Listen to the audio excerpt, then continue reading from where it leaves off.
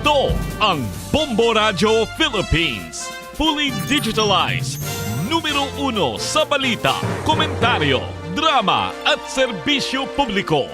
Bombo Radio Philippines. Bombo Radio Philippines. Ang inyong number 1 at most trusted radio network in the country. Basta Radio Bombo!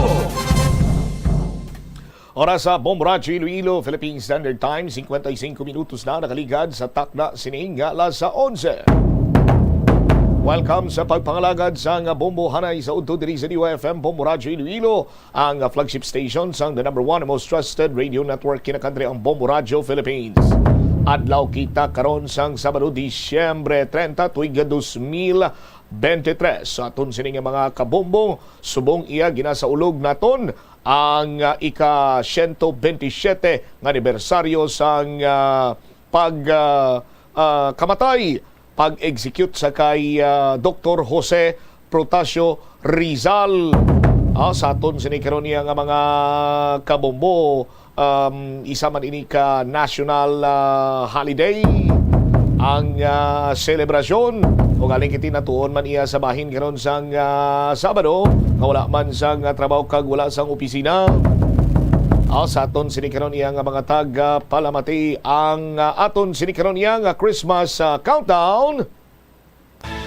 To All-Star Nation and Kabombo, we all would like to bring New Year's countdown sa aton sining mga kabombo. Duwa na lang kadlaw kag bagong tuig na. Ti bumbot samdo ay kaya gana nga magbiya sa Pasko. Ti kay kanami gid manabi sang Pasko. Amuning bantayan sang tanan, pero mas ka-excite kita sa pagsulod na iya sang bagong tuig. Year 2024, Year of the Dragon. Sa aton sining mga kabombo, sa gyapon ini mula gani mo ang Kurman, Bombot Shama Blanco, Hover kagkaron, yari madalaguan kag mga nagapaw ng mga balita. Ceremonial stickering sang mga consolidated nga public utility vehicle sa syudad sing Iloilo, ginhiwat subong man nga adlaw. Nasapuan patay kag suspect sadto nagapuyo sa barangay Ligaspi City proper. Ining insidente na sapuan na lang, wala na sang kabuhi ang isa iya ka babaye kag ang suspitsado diri live-in partner niya man dira sa may barangay Bulilao sa distrito sang Mandurriao. Sa kangot sining nga balita, Mandurriao PNP ginalantaw nga posible ginkuga ang babae tubtub nga mapatay. Live-in partner sa karon ang ginatumod na bilang person of interest ng indulaan. Samtang pamilya sang nasapuan patay sa talamnan sa Anilaw, Iloilo, hindi magpating wala sang foul play ang natabo. May mga latest information man kita karon sa pila pag-insinik ka mga insidente kag may nasapuan man nga bangkay sa banwa sang Miagaw. Kag Palinton, may firecrackers sa advisory kita karon lawagon naton diri sa liwat. Remind ta mga kabombuta kutob sa mga illegal nga mga palupok nga ginadumili. Bantayan diri sa pagpangalagad sa bomboanay sa udto. Detalye sini pagkatapos ang Bombo Network News. Ang sasamiyo ko nga ang isa katanom nga ginapadamo para sa oil sa iyang aliso kining manggaranan sa protein, vitamins, minerals kag antioxidants. Sino kay consultant nutritionist Dr. Rupali Duta, ang sesame seeds ang nagapanabo sang cholesterol bagod nagakontain ni sang phytosterols nga ginapatihan man nga naga-enhance sang immune response kag nagapanabo sang risgo sang pila ka cancer. Ang oil sa sesame seeds ang nagakakasman sang bacteria nga nagatugas sang plaque sa ngipon. Nagabato man ini sa type 2 diabetes. Ang Iloilo River Esplanade ang lugar nga para sa inyo. Ini ang favorite spot sang mga Ilonggos sa pag-ehersisyo kag paglantaw sang sunset. Madamo man sa mga local cafes kag restaurants nga malapit sa Iloilo River Esplanade nga makasatisfy gid sang imo nga kagutom. Ang Iloilo River Esplanade ang nakadaog na sa madamo nga mga awards. Lakip na diri ang Ito ang Bombo Radio Philippines. Fully digitalized. Numero 1 sa balita, komentaryo, drama at serbisyo publiko. Bombo Radio Philippines. Bombo Radio Philippines. Ang inyong number 1 at most trusted radio network in the country. Basta Radio Bombo! Magandang tanghali Pilipinas, anumang oras sa buong mundo. Narito na ang Bombo Network News Noontime Edition.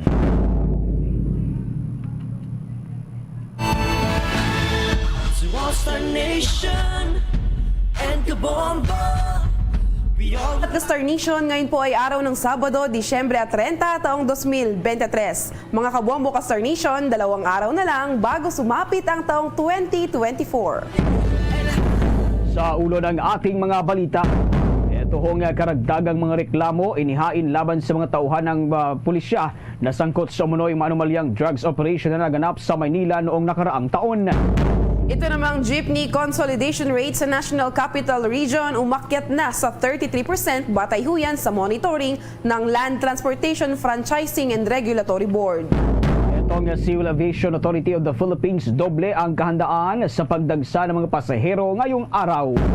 Ito namang si Dr. Jose Rizal binibigyang pugay rin sa ibang bansa ngayong araw.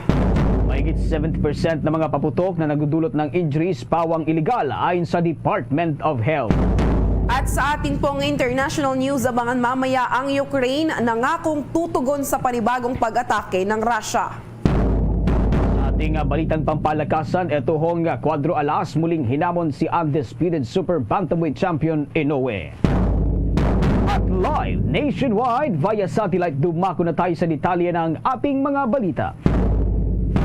Kinumpirma ngayon ng Department of Justice na may mga karagdagang reklamo ang inihain laban sa ilang opisyal ng pulisya at non-commissioned officer na umano'y sangkot sa maanumalyang anti-illegal drugs operation sa lungsod ng Maynila. Sa naturang operasyon, nasa kotinga ng mga operatiba ang aabot sa 990 kilo ng methamphetamine hydrochloride o shabu noong nakaraang taon o taong 2022.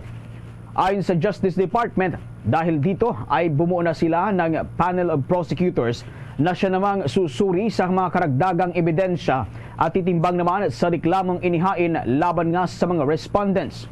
Sa kabila nito ay hindi naman binanggit ng naturang departamento sa kanilang statement ito nga kung ano ang partikular na reklamong inihain laban sa mga police official at naturang mga commissioned officer. Kung maalala, noong July ng kasalukuyang taon, nang inanunsyo naman ni Department of Interior and Local Government Secretary Benjamin Abalos Jr. na naihain na itong mga kriminal na reklamo laban sa mga sangkot sa umano'y maanumalyang operasyon. Ang mga akusado ay naharap nga sa mga kasong may kinalaman sa paglabag sa Republic Act 3019 o itong Anti-Graft and Corrupt Practices, Republic Act 9165 o ang Comprehensive Dangerous Drugs Act of 2002 at falsification, perjury, false testimony, malversation at public poverty sa ilalim ng Revised Penal Code at ito hong obstruction of justice sa ilalim naman ng Presidential Decree 1829. Kinilala noon ni Abalos ang respondent na pulis na sina Police Lieutenant General Benjamin Santos Jr., Brigadier General Narciso Domingo, Colonel Julian Ulunan, Lieutenant Colonel Arnulfo Ibanez, Lieutenant Colonel Glenn Gonzalez, Major Michael Salmingo, Lieutenant Jonathan Sosonko, Lieutenant Colonel Defrey Punzalan, Lieutenant Jeffrey Padilla, Lieutenant Randolph Pinon, Lieutenant Silverio Bolieser II at Lieutenant Arsh Rap Amirol. Pinangalanan rin ng kalihim ang aabot nga sa 38 non-commissioned officer.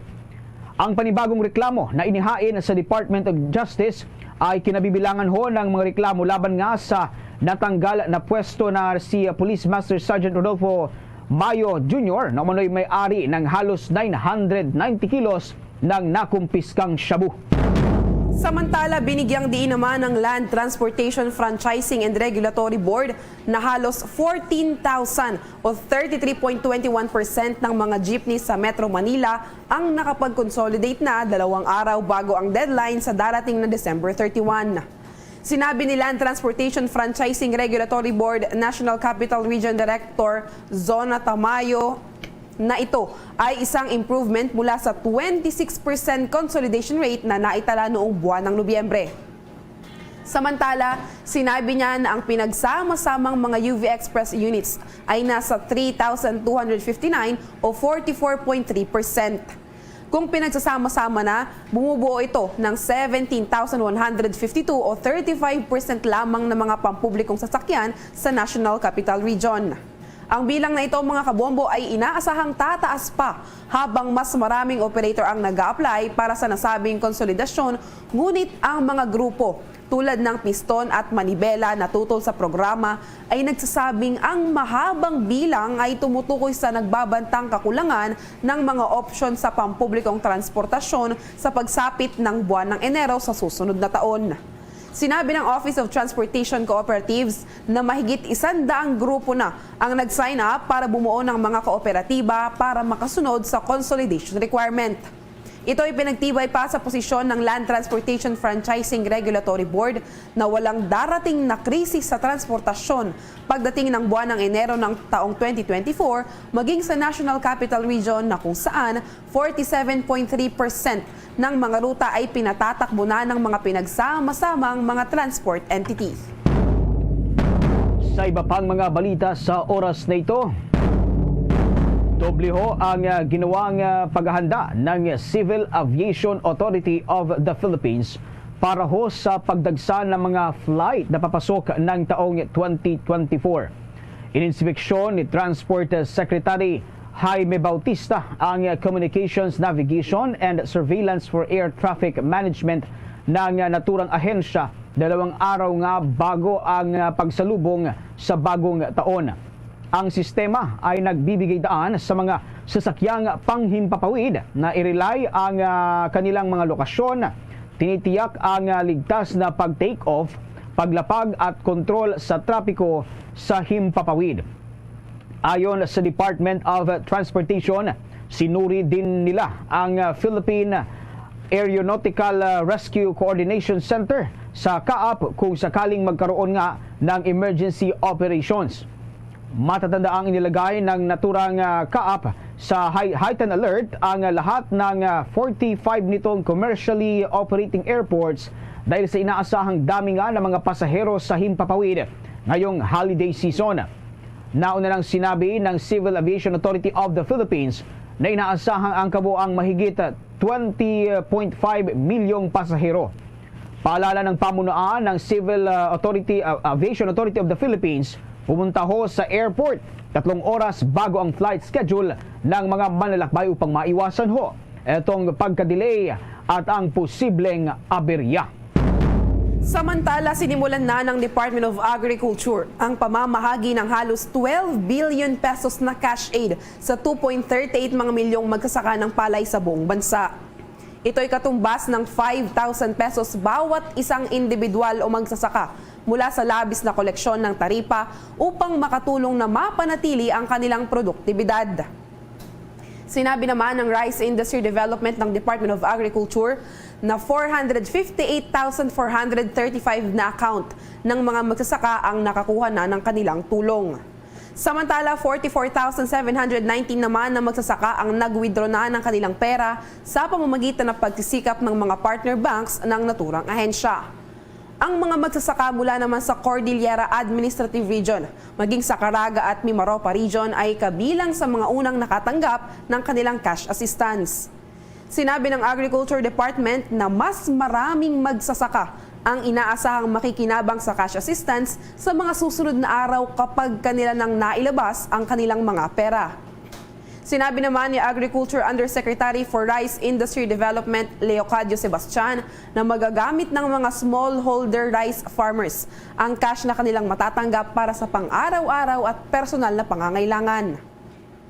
Ang mga magsasaka ay maaaring mag-withdraw ng pera gamit ang kanilang Interventions Monitoring Card o IMC, isang makabagong produkto na pinagsama-samang binuo ng mga partner banks ng Department of Agriculture. Samantala, binigyang diin ng Energy Regulatory Commission na ang mga generation rate na sinisingil sa mga consumer ay nagpapatatag sa sektor ng industriya ngayong kasalukuyang taon. Ito ay habang bumababa naman itong presyo ng global coal.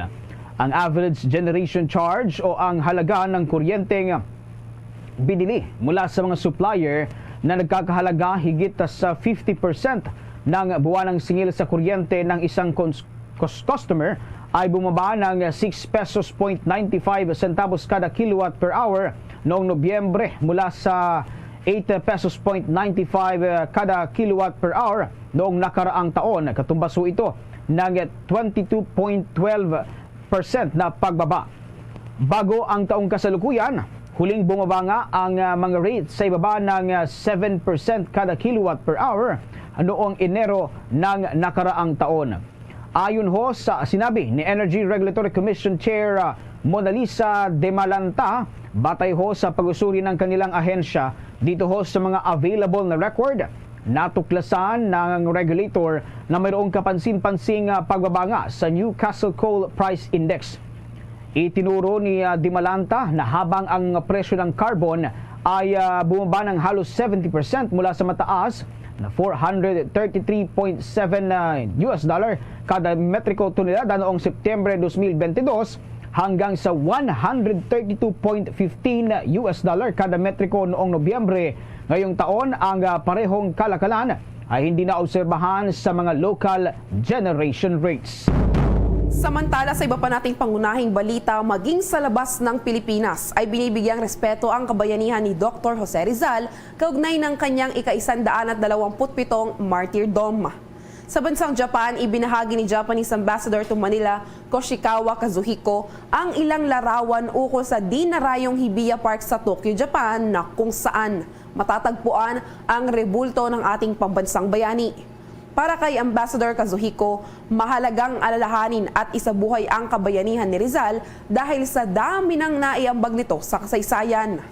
Nabatid mga kabombo na si Dr. Jose Rizal ay nanirahan sa Japan sa loob na rin ng ilang mga taon. Maging sa Madrid, Spain, kung saan si Rizal nag-aral at nagsulat ng ilang mga nobela, ay mayroon ding rebulto ng pagkilala. Una na rito, hindi lamang ang mga Pinoy ang namamangha sa katalinuhan ng ating pambansang bayani, kundi maging ang mga modern day scholars.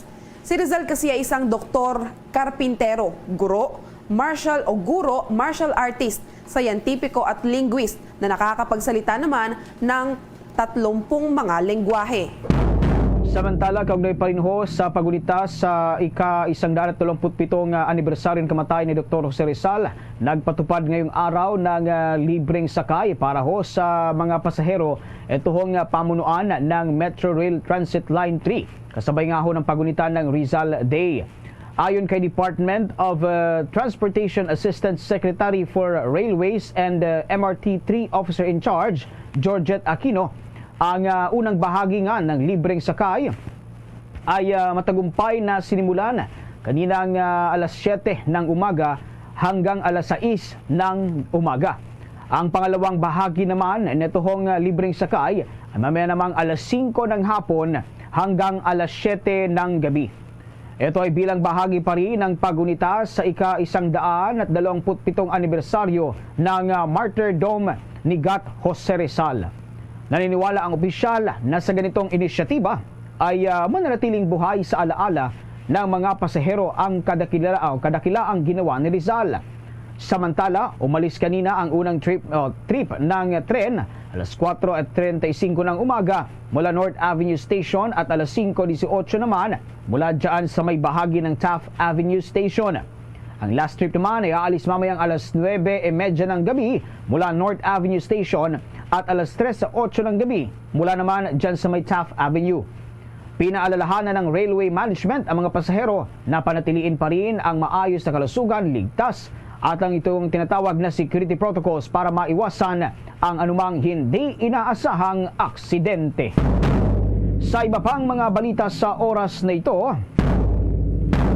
nanawagan ho si Pangulong Ferdinand Marcos Jr. sa sambayanang Pilipino na gawing inspirasyon ito hong pagmamahal sa bayan gaya ng ipinamalas ng pambansang bayaning si Dr. Jose Rizal.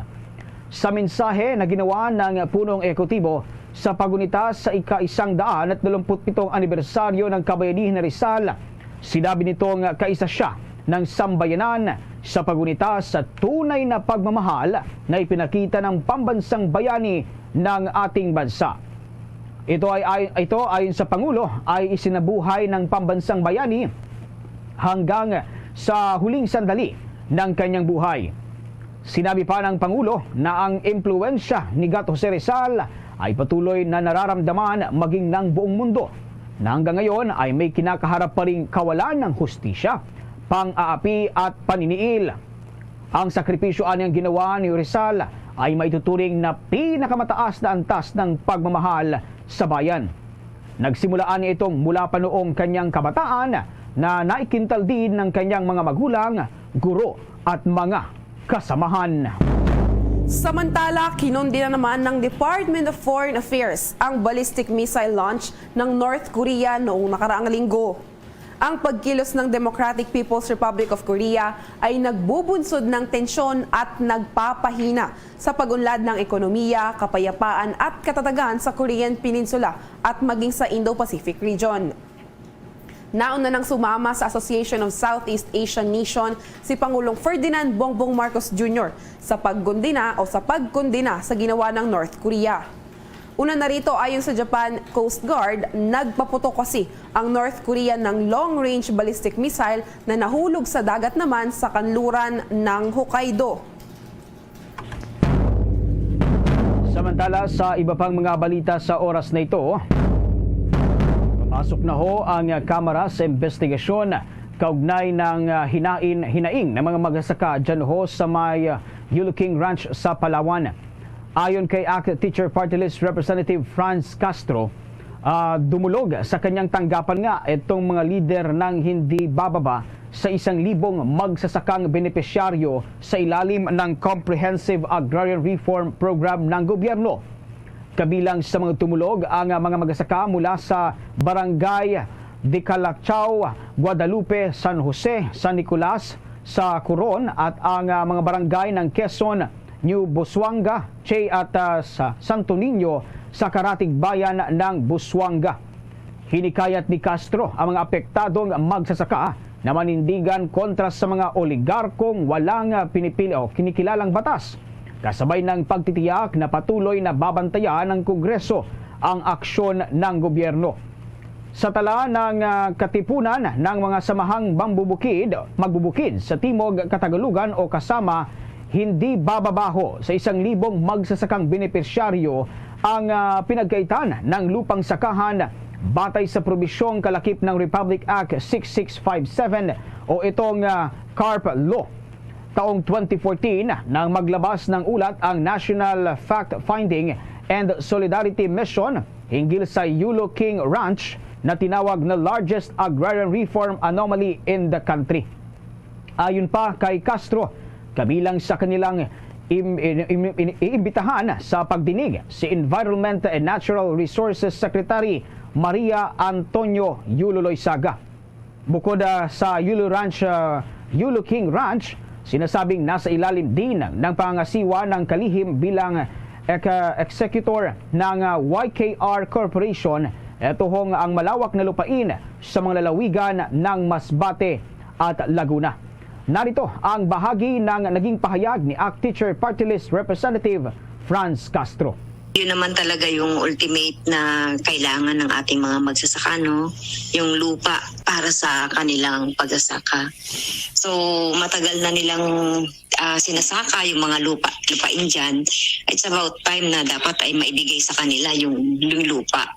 Well, yun ang sinasabi ng ating mga magsasaka, no, yung tungkol dyan. At so ito nga na pinag-aaralan nga natin yung tungkol dyan dahil may mga kasong ang daw na pag kakamkam ng lupain dyan sa lugar na yan. At yun nga sinasabi ng ating mga magsasaka. Yan ho ang naging bahagi ng pahayag ni ACT Teacher Party List Representative Franz Castro. Samantala, kumuha naman tayo ng mga balita sa labas ng ating himpilan dahil ang due process paiiralin pa rin para bigyan ng pagkakataon ang mga transport groups na makapag-consolidate. Ayon huyan sa naging pahayag ng Department of Transportation. May mga nakalap na impormasyon at nakapanayam si Bombo Tropio Anuada Jr.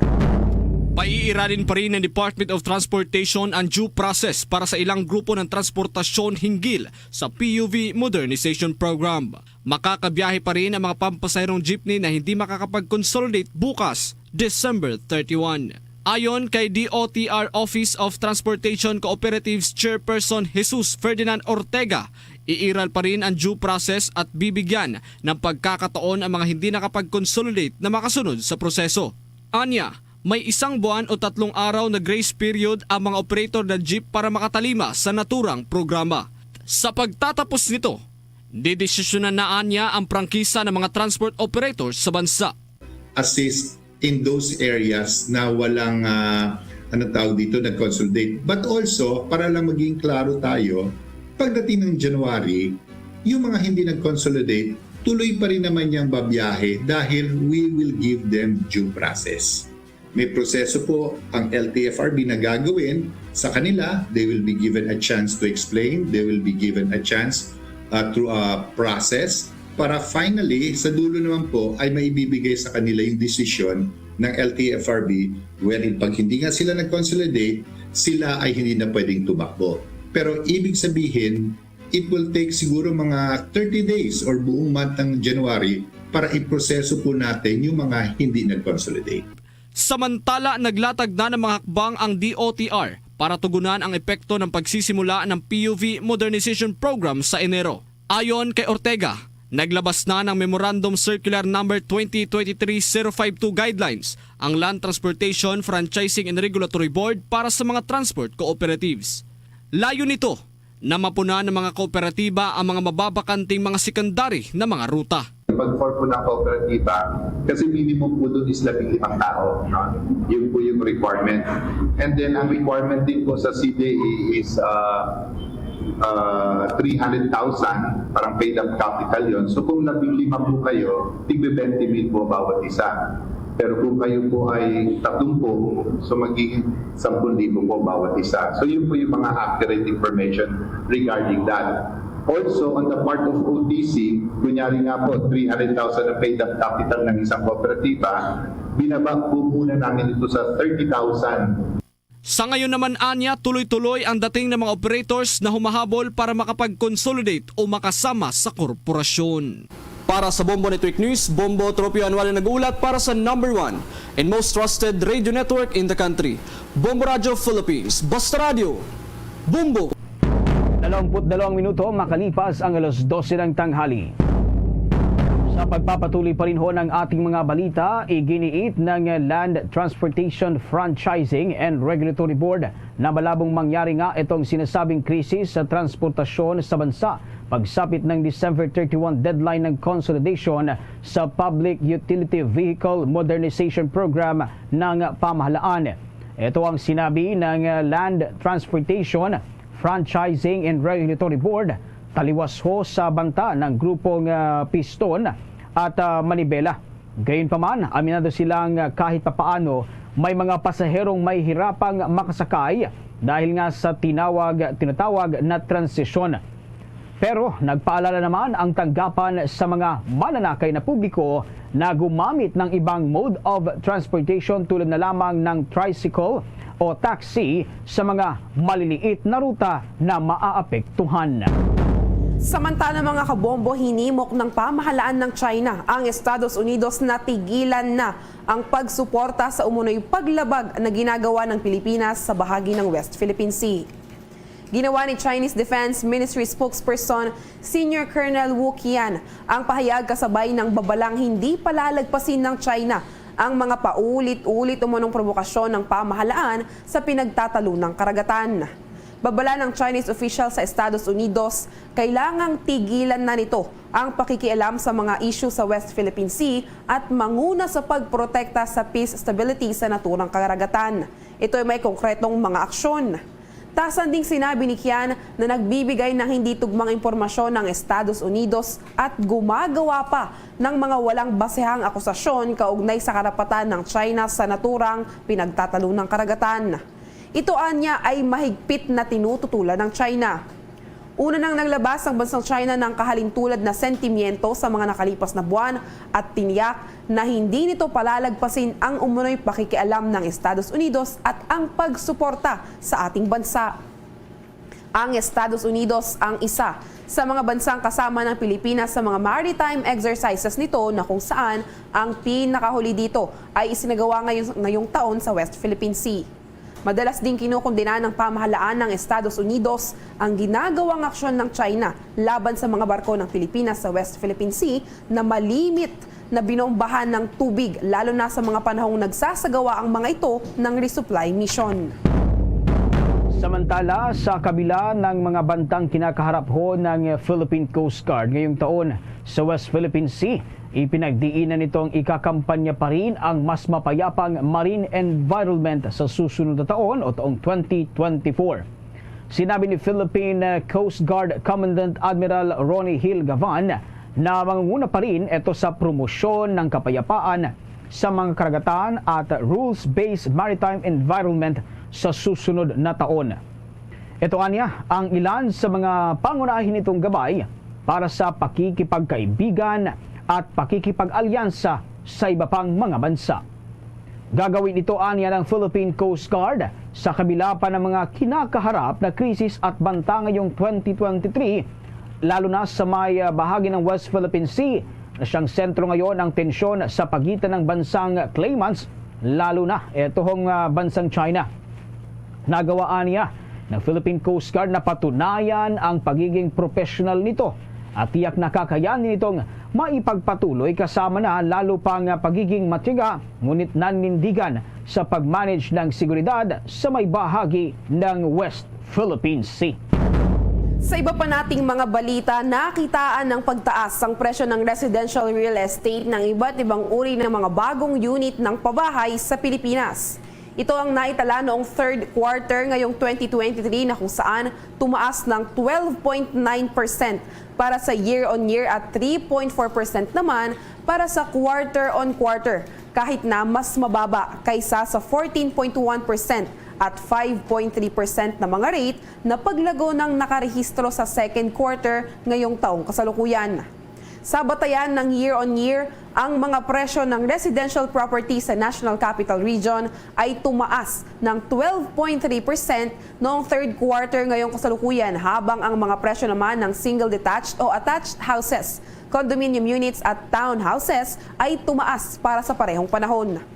Kaugnay nito, ang mga presyo ng residential property sa labas ng Metro Manila naman ay lumago ng 14.3% na nakadagdag sa mas positibong taunang pagtaas sa mga presyo ng lahat ng uri ng mga unit ng pabahay.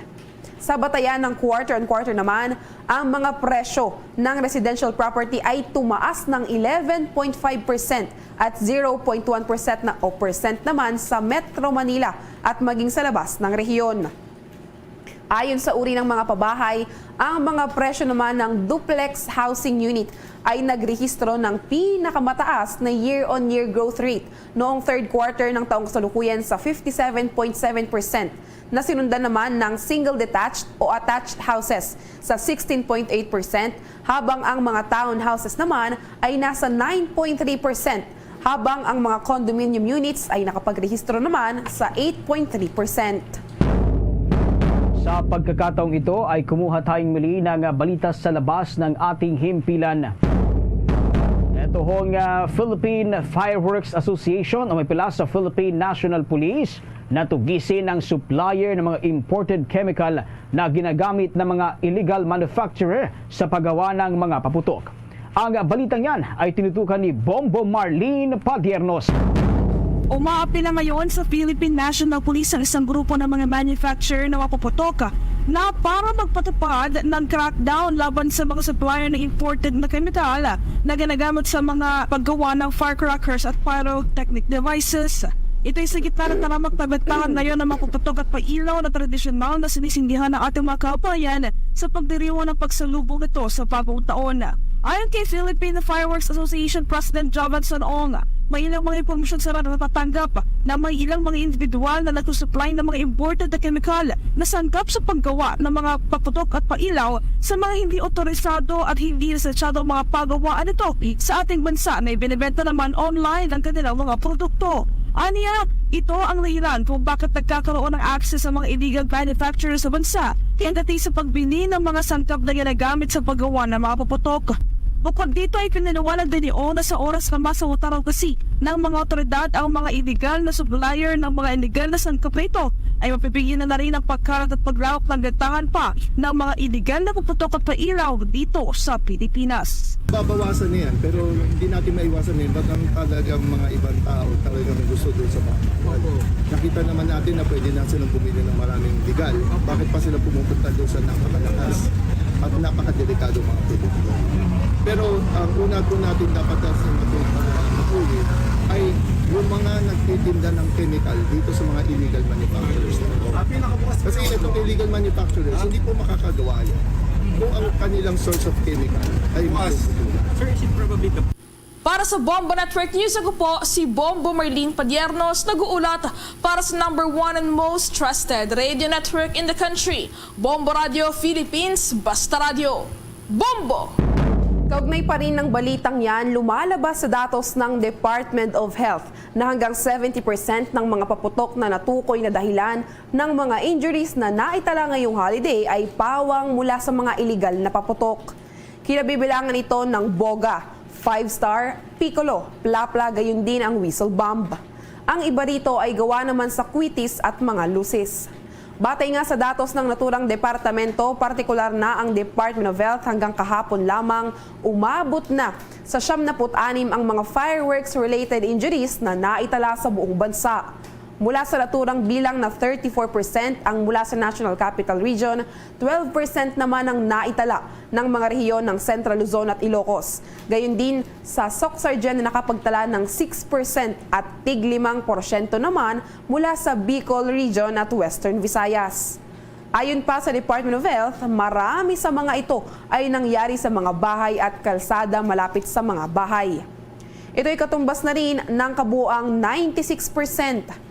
Una na rito, nananatili naman ang mga lalaki na bilang na may pinakamalimit na naputukan ng naturang mga firecrackers.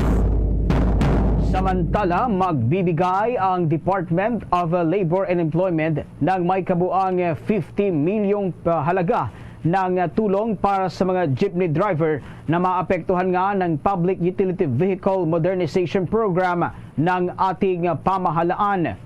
Sinabi ni Labor Secretary Buenvenido Laguesma na tutulong din ang kanilang ahensya sa mga drivers sa pamamagitan na lamang nitong pagbibigay nga ng libreng livelihood training kasama na ang Technical Education and Skills Development Authority o itong TESDA. Aniya, nakatulong na ang Department of Labor and Employment sa 4,000 mga drivers sa pamamagitan niya ng naturang livelihood grants para sa rice retailing, sari-sari stores, food vending, tailoring at iba pa. Gayon din ang job facilitation na sa pamamagitan ng mga regional offices sa tulong ng Public Employment Service Office ng iba't ibang local government units sa ating bansa. Sinabi rin ni Laguesma na may Memorandum of Agreement ang Department of Labor and Employment sa Land Transportation Franchising and Regulatory Board para mabigyan ng livelihood assistance ang mga apektadong driver. Sa hiwalay na pahayag, sinabi namang matatandaang una na ring sinabi ni Department of Social Welfare and Development na maaari silang mag-alok ng tulong sa mga driver na apektado nga ng Public Utility Vehicle Modernization Program ng ating pamahalaan. Samantala, kumuha pa tayo ng mga balita sa labas ng ating himpilan. Ang Department of Transportation naman, pinaghahandaan na ang pagbabalik ng mga bakasyonista na galing sa kanilang mga probinsya. Ang balitang yan tinutukan at hatid ni Bombo Jovino Galang. Pinaghahandaan na ng Department of Transportation ang muling pagbabalik ng mga pasahero sa unang araw ng Enero 2024. Sinabi ni Charlie Del Rosario, ang DOTR Command and Control Center Chief, inaasahan nila na ang pagdagsa ng mga pasahero na pabalik sa Metro Manila. Nakita natin yung pagtaas ng mobility ng ating mga sasakyan sa highway. Kitang-kita naman natin ito. Ilang araw na at ilang gabi na nangyayari. Dala na rin siguro sa mga yung late malling ng mga tao, pumupunta sila sa mga mall, lalo na paglabasan na ng opisina. Ito'y nakita rin natin sa biglang pagtaas ng numero ng mga pasahero sa EDSA bus carousel natin. Pero ito'y minomonitor pa rin natin, 24 hours po tayo dyan. Kasama na rin po ang ibang ahensya kagawaran ng transportasyon tulad ng LTFRB. No? Kasama rin natin ang MMDA at saka LTO. Mahigpit ang ginagawa nilang monitoring sa mga transport terminal kung saan regular silang nag-i-inspect. Ang lagi nating pinapaalala sa ating mga pasahero ay simple lang po. Travel light. Siguro po doon naman sa ating pupuntahan, meron naman po tayong mabibiling pasalubong. Yung mahal sa buhay na daratnan natin. So travel light po para hindi po mapuno yung bus, no, at makaupo po ang maraming pasaherong tulad natin. So konbinyente na rin po doon sa station at saka doon po sa bus na sasakyan. Ako si Bombo Juvino Galang, nag-uulat para sa #1 and most trusted radio network in the country, Bombo Radio Philippines, basta radyo Bombo! Sa iba pang may init na balita sa oras na ito, kampante ang Department of Information and Communications Technology na nagawa nito ang lahat upang mabigyan ng sapat na internet service sa mga mamamayang Pilipino sa kabuuan ng taong 2023. Ayon kay Department of Information Communications Technology Assistant Secretary Aboy Paraiso, nagawa ng kanilang ahensyang maabot ang hanggang sa 13,000 na bagong connectivity o free Wi-Fi site na itinayo sa buong bansa. Ito ay bahagian niya ng kanilang target na makapaglagay nga ng hanggang sa 15,000 na bagong site bago matapos ang taong 2023. Nagawaan niya nito ng ahensya sa kabila ng maraming hamon na hinarap nito ngayong taon. Ayon kay Paraiso, lahat ng mga ito ay gumagana at gumugulong na habang ang iba pang kahalintulad ng mga proyekto ay nananatiling pending. Tiniyak naman ng Department of Information Communications Technology official na magpapatuloy pa rin ang kampanya nito upang mailapit sa palalo itong internet connectivity sa lahat ng mga mamamayang Pilipino. Sa iba pa nating mga balita, naniniwala naman si Office of the Presidential Advisor on Peace, Reconciliation and Unity Secretary Carlito Galvez Jr. na malaki ang nagawa ng Administrasyong Marcos ngayong taon upang matuldukan na ang mga armed conflicts sa ating bansa. Ayon nga kay Presidential Advisor on the Peace Process Carlito Galvez, maraming mga major milestone na nagawa ng kasalukuyang administrasyon ngayong taon. Kinabay-bilangan ito ng mga sumusunod. Unang-una na rito ang pagpasa ng Bangsamoro Parliament sa 5 mula sa 7 nitong priority laws na kinabibilangan ng Administrative Code, Civil Service Code, gayon din ang Electoral Code, pati na rin ang Local Government Code at ang Education Code. Gayon na rin nakasama dito ang pagkakapirma sa Oslo Joint Communique noong November 23 ng taong kasalukuyan sa Oslo, Norway. Ang naturang hakbang anya ay bahagi ng pagnanais ng pamahalaan na matuldukan na nga ang mga kaguluhan at magkaroon ng transformation sa Communist Party of the Philippines New People's Army. Gayon na rin nakasama sa napatupad ay ang amnesty program ng pamahalaan para sa mga dating rebelde. Ayon pa kay Galvez, ilan lamang ang mga ito sa nagawa ng Administrasyong Marcos ngayong taon para matuldukan ng kaguluhan sa iba't ibang panig ng ating bansa na dulot ng mga armadong pakikibaka.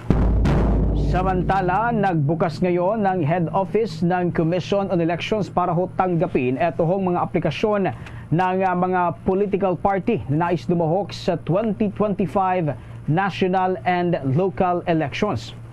Ayon sa naturang poll body, ngayong araw ho ang deadline, kaya nagtalaga sila ng mga tauhang kukuha nga ng mga ihaing dokumento. Kabilang sa mga kokolektahing forms ay ito hong mga sumusunod. Manifestation of intent to participate ng registered at existing party list group at organizations, political parties o coalition. Petition for registration ng political parties at ng mga party list. Gayon pa man, hindi saklaw ng naturang deadline ngayong araw etong regional political parties sa Bangsamoro Region. Ibang schedule kasi ang itatakda ng komisyon para sa naturang rehiyon na kailangang isaalang-alang ang nakabimbing implementing rules and regulation para sa Bangsamoro Electoral Code of 2023. Samantala, inanunsyo naman ng Philippine Statistics Authority na mas maraming Pilipino ang makakatanggap ng kanilang mga National Identification Card sa mga susunod na araw. Sinabi ng ahensya na nakapag-print at nakapagpadala na ito para sa paghahatid naman ng kabuang 50,064,756 na mga Philippine IDs para sa Philippine Identification System registrants.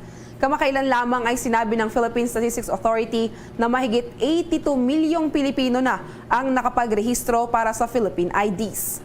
Sinabi ng ahensya na ang mga ito ay ang pinakakaraniwang identification card na ipinapakita para sa mga mobile wallet service verifications.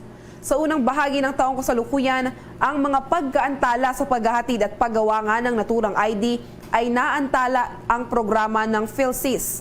Noong buwan ng Setyembre, mga kabombo, sinabi ng mga opisyal ng Philippine Statistics Authority na ang mga ito ay naging hakbang ng kanilang ahensya sa kabila ng pagtala ng humigit kumulang 81 na milyong mga Pilipino na nagparehistro nga para sa kanilang mga ID.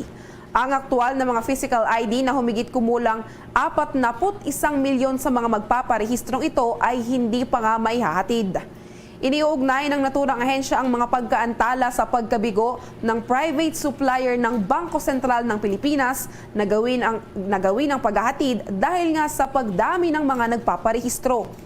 Kasabay nito ay nangako naman ng Philippine Statistics Authority na mas pabibilisin ang mga paghahatid ng naturang mga ID cards sa ating mga kababayan. Isinagawa ng Bureau of Internal Revenue hong plano nitong isailalim sa withholding tax ang system ang mga partner na merchant o seller sa online platform.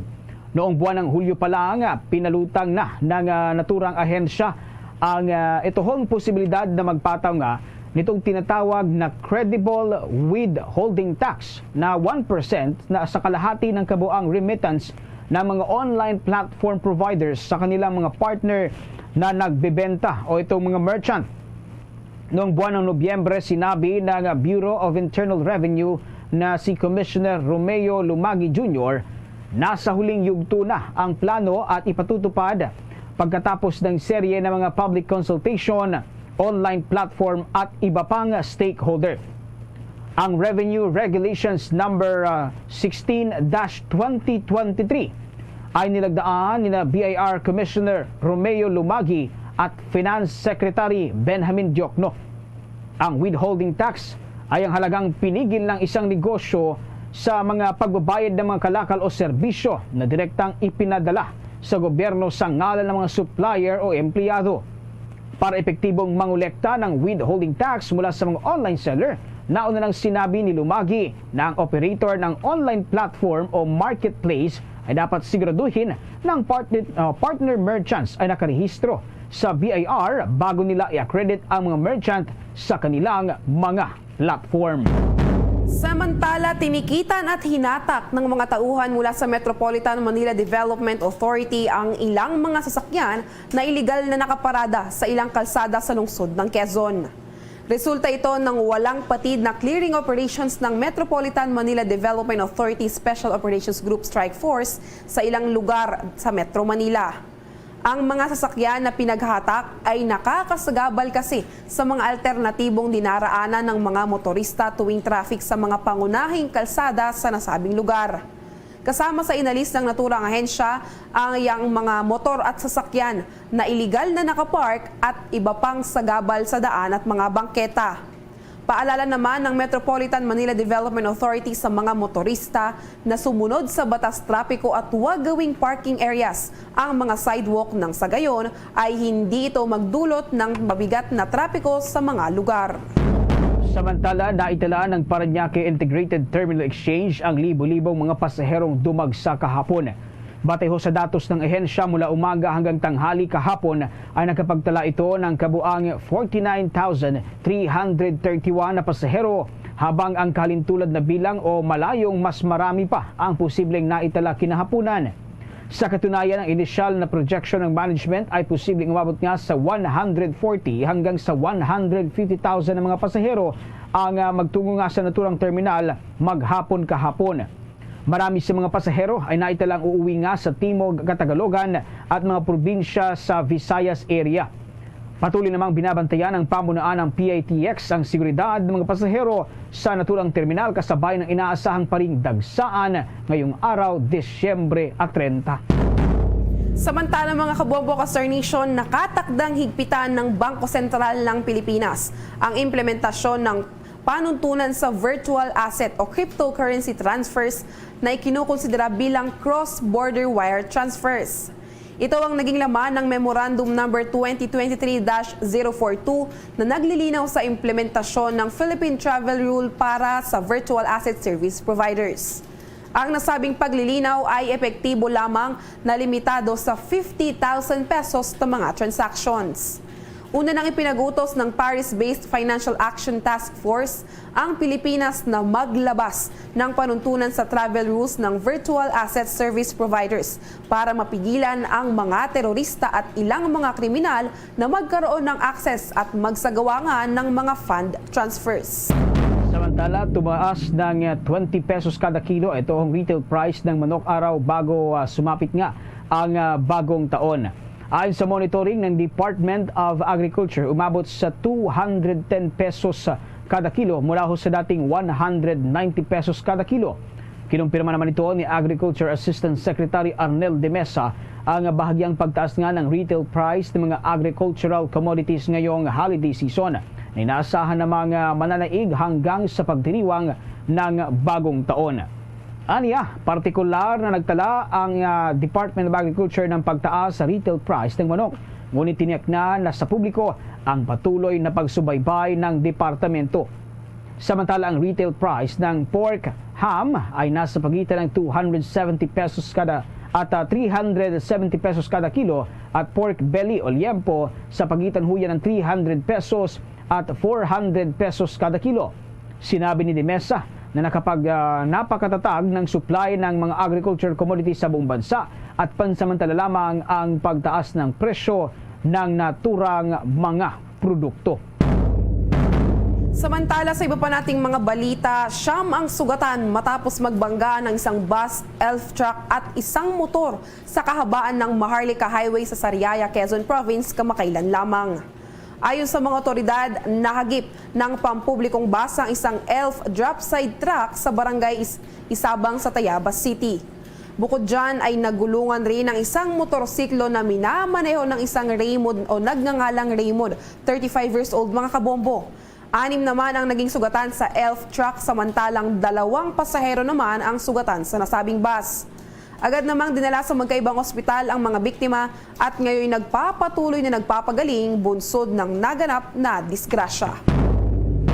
Sa pagkakataong ito ay kumuha na tayo ng mga balitang tinutukan ng ating mga provincial stations.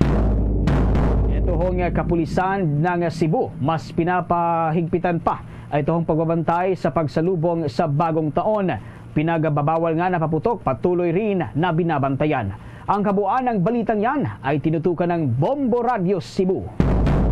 Magpapatuloy ang mahigpit na monitoring sa lahat ng police unit alinsunod sa utos ng Police Regional Office 7 sa pagsalubong sa bagong taon. Sa naging panayam ng Bombo Radio Cebu News Team kay Cebu City Police Office Director, Police Colonel Erineo Dalugdog, na patuloy ang kanilang pag-deploy ng mga kapulisan kaugnay sa kanilang security deployment plan para sa darating na bagong taon. Lalo na ang pagpapahigpit sa security plan sa gaganapin na countdown sa South Road property. Sa kabilang banda, pinapaalala ng pulisya sa publiko ang mga ipinagbabawal na mga paputok tulad ng Watosi, Judas Belt, Giant Whistle Bomb, 5-Star, Atomic Triangle, Plapla, Hamas, Goodbye Philippines, Goodbye Dilemma at marami pang iba. Sa layunin na maiwasan ang pagdami ng bilang ng mga naputukan, lalo na ang sunog na posibleng maging sanhi ng mga ipinagbabawal na paputok. Well, this coming December 31, 2023, mayroon tayong countdown ball drop and crown rise to be held at SRP. So mayroon po tayong deployment of PNP personnel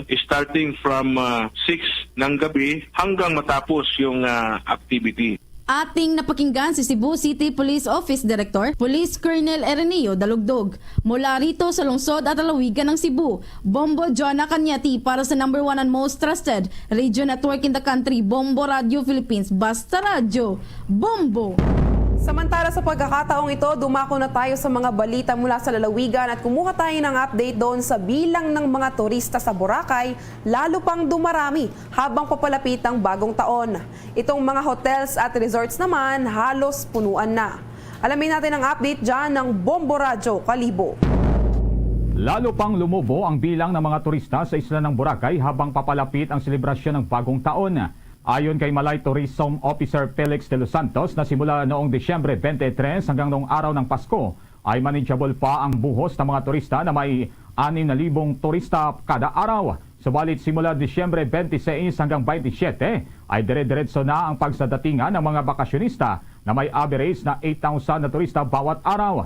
Noong ikalawang linggo aniya ng Disyembre ay naabot na nila ang 2 million mark ng tourist arrival, lagpas sa kanilang target na 1.8 million ngayong 2023. Ito man ang ikatlong pagkakataon na naabot nila ang 2 milyong turista na naitala noong 2017, 2019 at ngayong 2023. Sa kasalukuyan ay mas marami ang pumapasok na turista kaysa lumalabas na pinaniniwala ang mananatili hanggang sa New Year's Eve celebration. Dahil dito, nasa 80 to 90% na ang occupancy rate ng mga hotels and resorts sa Boracay at inaasahang ito ay ma-fully book sa selebrasyon ng bagong taon lalo pa at may inaabangang bonggang fireworks display. Based on our tourist arrival from December 23, 24, 25, 23 to 25, nasa 6,000 tourist arrival yung daily natin. Then pagdating naman ng 26 to 27 natin, nasa 8,000 na po yung tourist arrivals natin sa ngayon. So ayun nga, talagang marami na talaga yung tourist natin dito sa isla. Sa ngayon, especially with this season holidays, mas marami ang pumapasok, sir, kaysa sa lumalabas.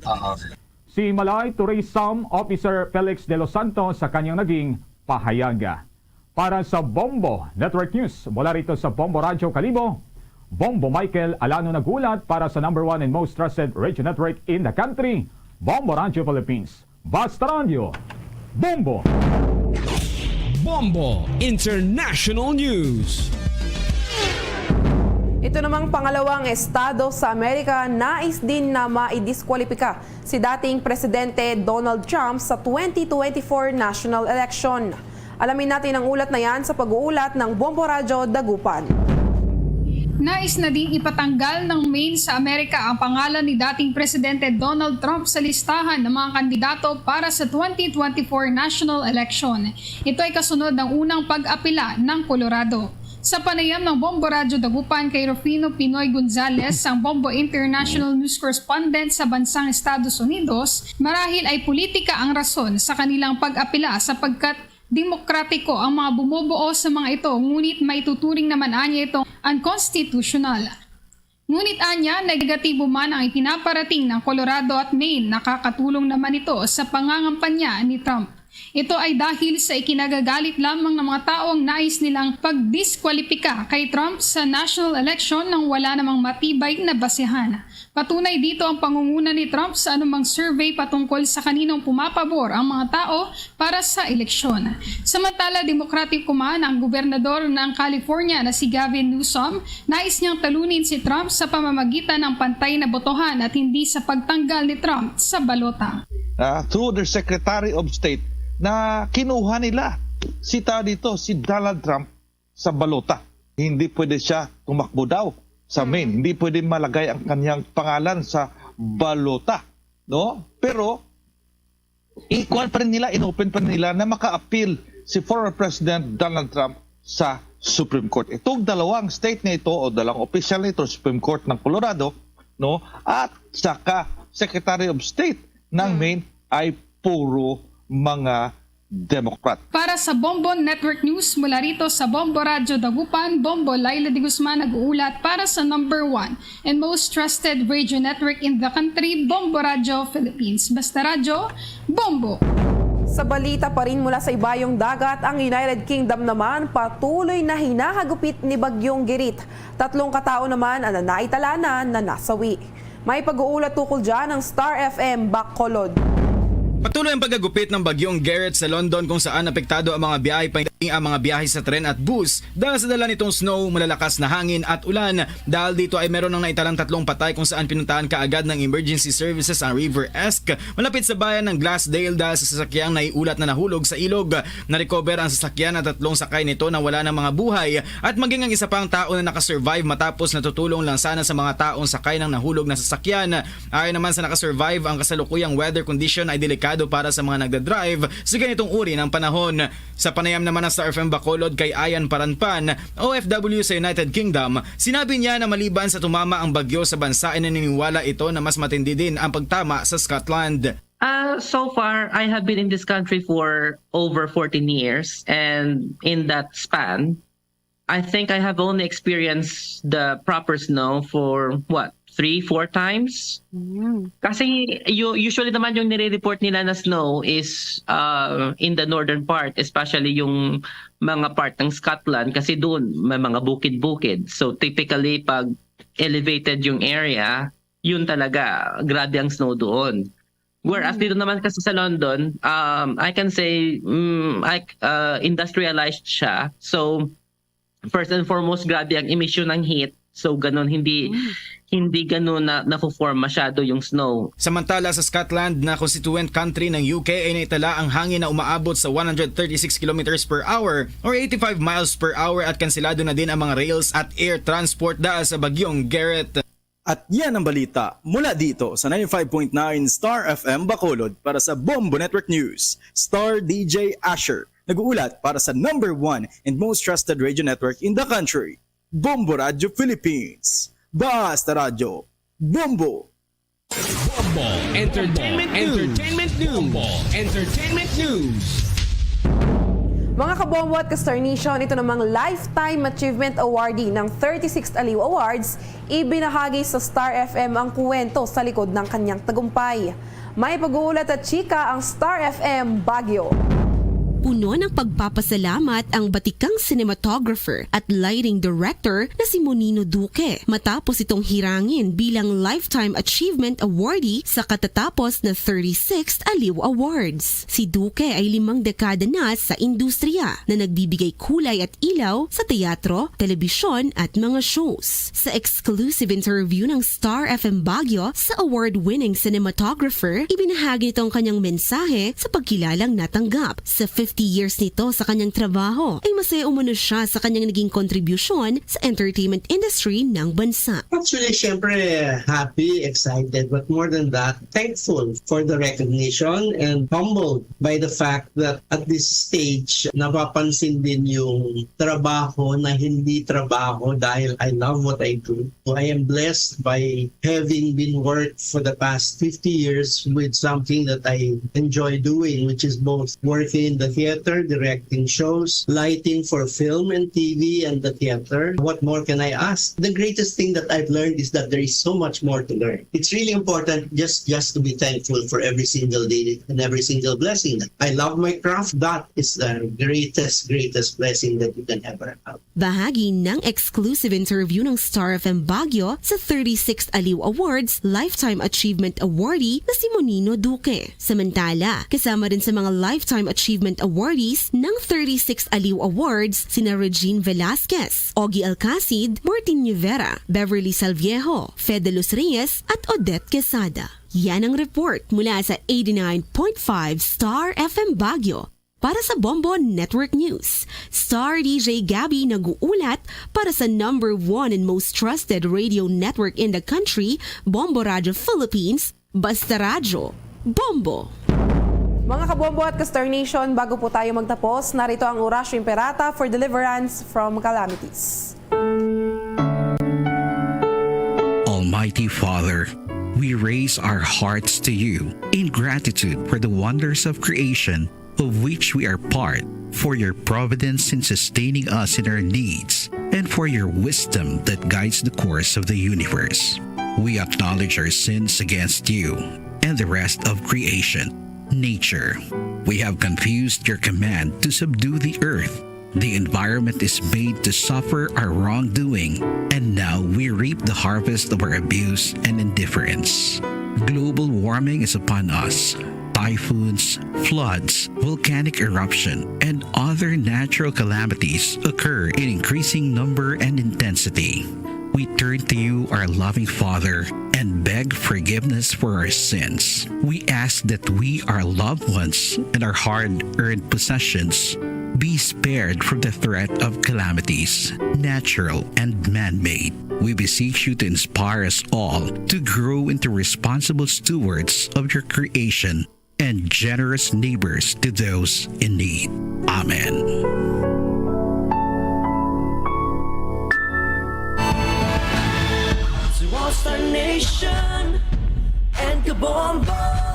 Mga kabombo at ka-Star Nation, sa ating pong New Year Countdown, 2 araw na lang bago sumapit ang taong 2024. Luzon, Visayas, Mindanao at sa buong mundo, yan ho ang kabuuan ng ating mga balita para sa pangtanghaling edisyon ng Bombo Network News. Mula ho dito sa Bombo News Center para sa number 1 and most trusted radio network in the country, Bombo Radio Philippines. Basta Radio. Bombo!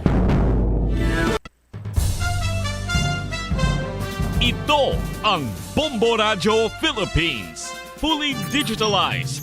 Numero 1 sa balita, komentaryo, drama at serbisyo publiko. Bombo Radio Philippines. Bombo Radio Philippines. Ang inyong number 1 at most trusted radio network in the country. Basta Radio Bombo! Oras sa Bombo Radio Iloilo, Philippine Standard Time, 1 minuto na nakaligad sa takna ng alauna. Balik diri sa pagpangalagad sa nga bombo na sa udto kag karon, yari ang aton sining New Year's countdown. To all Star Nation and Kabombo, we all would like to greet you. Duha na lang kadlaw kag bagong tuig na.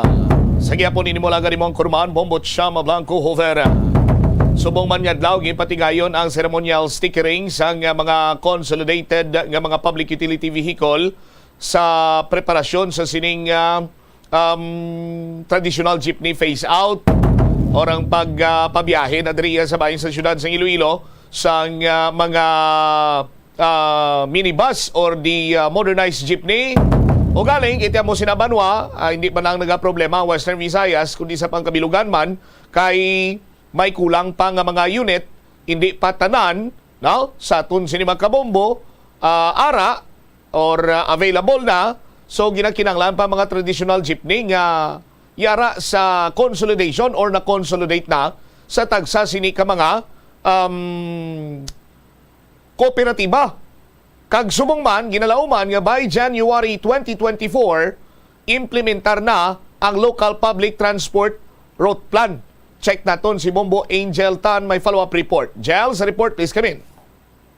Bombo Cham, giniwat ko bong adlaw sa atubang mismo sa Iloilo City Hall ang ceremonial stickering sa mga consolidated na daan ng mga traditional jeepneys diri sa bahin sa Iloilo City. Ini ang may kaangtanan man sa implementation sa Iloilo City sa Enhanced Local Public Transport Route Plan. Sa interview diri sa Bombo Radio kay retired Colonel Oldarico Garbanzos sa Iloilo City Traffic Management Unit, yaging pahayag nga ang Land Transportation Franchising and the Regulatory Board mismo ang nag-design sa mga stickers kagin assignan sang mga nagkalain-lain nga kolor ang 24 ka mga ruta Bombo Cham.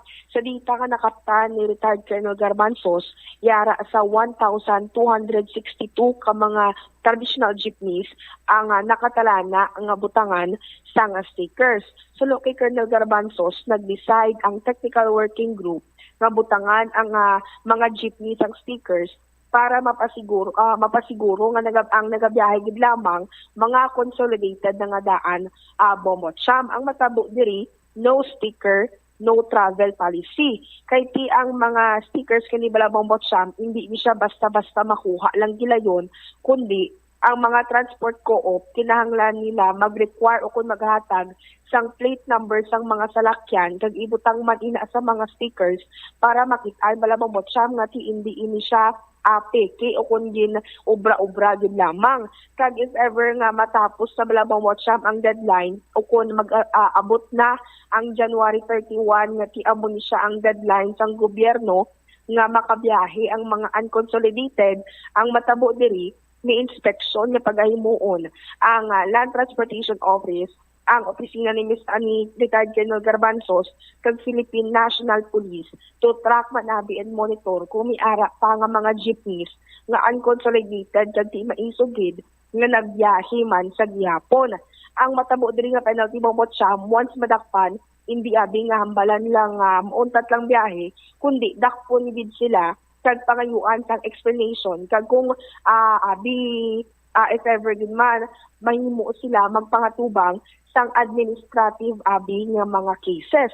Dugang pa diri sang natungdan dako ini nga level up sa bahin sa Iloilo City nga ti makahatag ini sa nga ang mga modern labang mo once na fully implemented na makahatag sang dako nga convenience sang mga publiko man abi at the same time nga tinakit-an man nga daan ang iban nga mga traditional jeepneys according diri kay Retired General Garbanzos nga tido hindi na siya pwede sakyan kag tido hindi na bala convenient para sa publiko man sa mga kabombo naton. Pamatian ta pala bombo cham ang kabahin sa nga pagpahayag ni Retired General Oldarico Garbanzos sang ato na interview. Nag-come out ini ang stickering naton because ang mga unconsolidated bala. Ang wala nagpa-consolidate nga mga unconsolidated sa aton nga mga transport co-op ginhatagan ini until December 31. So nag-decide ang TWG na magbutang kita sang stickers to see to it nga ang nagadlagan lang sa dalan amo lang ang consolidated nga mga traditional nga mga jeep. Ang ina nga stickers design ina sang LTFRB and then gin produce ina sang kada transport co-op, no. So meaning ang sticker nga ina pag no sticker no travel, no. Amo na siya ang matabo. Kaya kung ga travel ikaw nga wala ikaw sa sticker, it is implied nga kulurom. Hindi ka nabot silingon authorized na mag-travel or magpanguha sang pasahero diri sa sudad sang Iloilo. Kaya ang ano nato na is may inspection nga matabo, may joint inspection sang LTO sang akon nga opisina ang Iloilo City Traffic Management Unit together sang PNP. Initanan to see to it nga ang programa sang gobyerno no nga ginasuportahan diri sang Iloilo City local government dapat mapatuman naton kag makita na no the start sang aton nga modernization plan.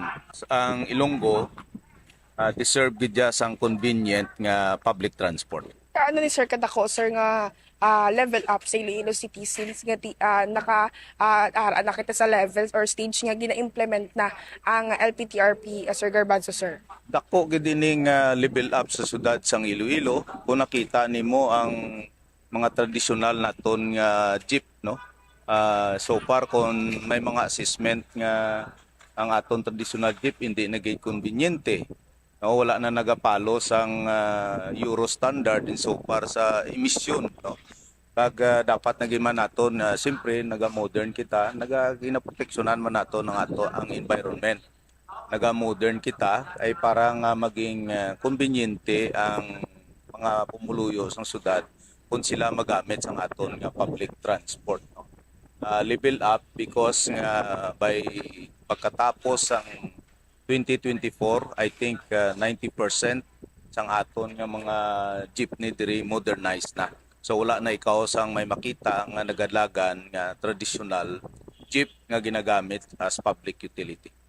Sir, sir, kaya nakita nato sa may Mandurriaw, color green, color coding siya.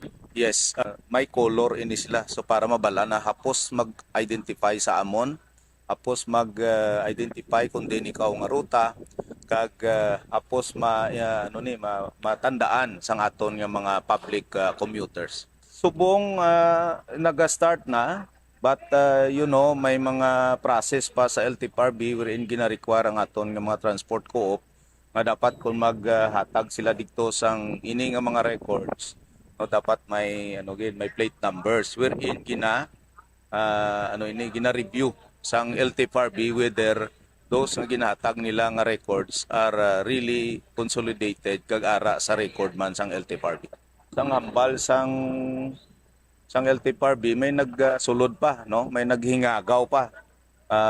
That is why nga subong adlaw open pa sila gani. This is because nga they expect nga may maghingagaw para nga mag-consolidate. Pero ang total diri sa syudad sang Iloilo ang awarded nga route sa consolidated, no, nga aton nga PUJs is 1,782. So ang aton nga stikiran sini kay ang modern na is more than 500 o 520. Ang aton nga pagastikiran nga mga tradisyonal amo ini ang 1,262. Bomba Cham na batian sa nga kabomba nato ang kabahin man sa nga pagpahayag ni retired Colonel Odarico Garbanzos sang aton may interview. So ano ni Bombo Angel, effective immediately or maghambal ako nga effective immediately?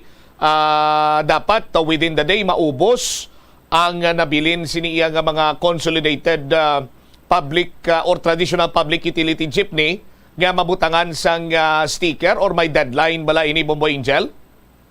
Do Bombo Cham ang matabot diri amat-amat lang ini siya nga pagbutang sang stickers sa mga traditional jeepneys na consolidated. Kay ti amo ta ganing hambal ni Colonel o retired Colonel Garbanzos na ang mga transport co-op before ini sila makabutang makapaslak sa mga stickers sa mga jeepneys nila, dapat makaproseso sila sa mga plate numbers nga magsanto man sa records ng LTFRB.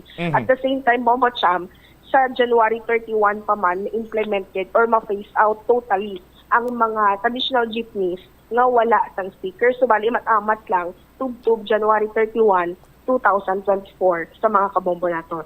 All right. Ini si Bombo Angel Pichiliertan para sa the number 1 and most trusted radio network in the country, Bombo Radio Philippines. Basta Radio Bombo. Salamat kid na Bombo Angel Tan. Kabalo ka mo banwa kabahin sa Public Utility Modernization or Public Utility Vehicle Modernization Program ang pag-implementar sa local public transport route plan, no? Kumadumduman yun, naging kontrobersyal man ang LPTRP diri iya sa bahin kiron sa syudad sa Iloilo, but sa kiron mayara kita sa ginatawag nga enhanced local public transport route plan nga inigin adjust or mambal nato na bigin revise santo man iya sa convenience ang tagsa sini ka mga pasahero nga may mga ginpang dugang sini nga ruta, may mga ginpang revise sini iya nga ruta kay before damo nagwili sa aton sini nga mga kabumbo ang mga na-consolidate nga mga public utility vehicle or mga traditional jeepney amo lang ning sarang nga makabiyahe suno pa sa kay retired Colonel Garbanzos kon why isang sticker at laban-laban why na makapa-consolidate therefore makabigay ka nga kulurom so dako gini nga bukol man imo kung madakpan ikaw sa Land Transportation Office or sa aton sini nga mga traffic enforcer. 14 minutos na kaligad sa takna sini nga launa. Sa aton sini nga pagpanumbalik ka banwa para makaburuboylo kita'y plastar naton ang latest diri may kantanan sa sining nasapuan nga way na sang kabuhi dito iya sa bahin karon sang Bulilaw, Mandurriao. Di sandig sa pagpangusisa sa Bombo News Team sadto anay diri ni sila nagapuyo sa may Barangay City Proper Legazpi or Barangay Legazpi City Proper rather. Ang Mandurriao PNP karon sa aton sini magkabombo mayara man sang nagakigo sini nga pagpangusisa kag investigasyon lakip na dring live-in partner among gintumod karon bilang person of interest kag may inagyan sang kuga ang liog sining biktima. Malikantay ni matapos ang pila ka importante nga mga panumdum. The Farmers Bazaar, your traditional public market with the touch of Plazuela Dos, ang isa ka lugar nga gintukod sa tion kag sa kasagsagan sa COVID-19 pandemic nga may tinutuyo nga maghatag sa imo sang safe marketing experience. Subong nga ang COVID-19 hindi nagidman dako nga pamahog kag nagapakadto na kita sa next normal. Rest assured nga ang Farmers Bazaar will further evolve agud yung magpadayon sa paghatag sa inyo sing satisfying marketing experience. The Farmers Bazaar. Sa lower level, tara na pahamtang ang fish, poultry, kag meat section para naman sa inyo mga kinahanglanon nga prutas, utang kag iban pa, magbisita sa upper level, pinaagi sa paggamit sa hagdanan o kon sa pagkadto direkta sa parking lot. The Farmers Bazaar, your traditional public market with a touch of Plazuela Dos. Plazuela de Iloilo Bill Board of Activities for December 24 to 30, 2023. Sa siningang Biyernes, ang Binhi Band, Iloilo's premier rock band, ang magapanumbalik to set your mood for the long holiday sa 2 ka oras nga rock blitz sa Thank God It's Payday. Mangininyo sa Disyembre 29, umpisa alas 6 sa gabi. Sa ining Sabado, ang Frets Band from Bacolod na magapanumbalik para maghatag sang ila ulihi kag one of their best performances in 2023 sa 2 ka oras kag 30 minutos nga musical extravaganza sa concert at the Plaza, blasting off at 6 p.m. on December 30. Sa tion sa musical show, napulo ka mga matahom nga Plazuela de Iloilo Christmas Edition mugs kag iban pa ay gaparafol sa mga suki sa Plazuela de Iloilo. Sa Disyembre 31, Domingo, imbitadong tanan nga mangin kabahin sa Eucharistic celebration nga paghahiwaton sa mga adlaw sa Latoda alas 11 sang aga. Sa tion sang misa, ipangamuyo naton sa Ginoo nga ang selebrasyon sa iya pagkabunag ang kabay magahatag sa aton sang panibagong nga kusog to face our problems in life. January 1 is the feast of the Solemnity of the Blessed Virgin Mary, Mother of God. Sa mga adlaw, imbitadong tanan nga mangin kabahin sa Eucharistic celebration na paghahiwaton sa Latoda magasugod alas 5 sang hapon. During the Mass, pray to God through the intercession of the Holy Mother nga hatagan kita sang kaisog kag kusog agud pa nga tubangon ng tanan nga mga challenges sa year 2024. Plazuela de Iloilo, one with you in a common hope for a better community and a progressive country in 2023. Magatakop na ang tuig 2023. Tuig nga naging makatulublag kag makangilidlis. Israel is at war. Israel will win this war. And when Israel wins, the entire civilized world wins. Justice for Ruel Ligamo! Justice for Ruel Ligamo! Ang isa kapatay nga way pati ulo, ano ba lang batsyagan ninyo bata?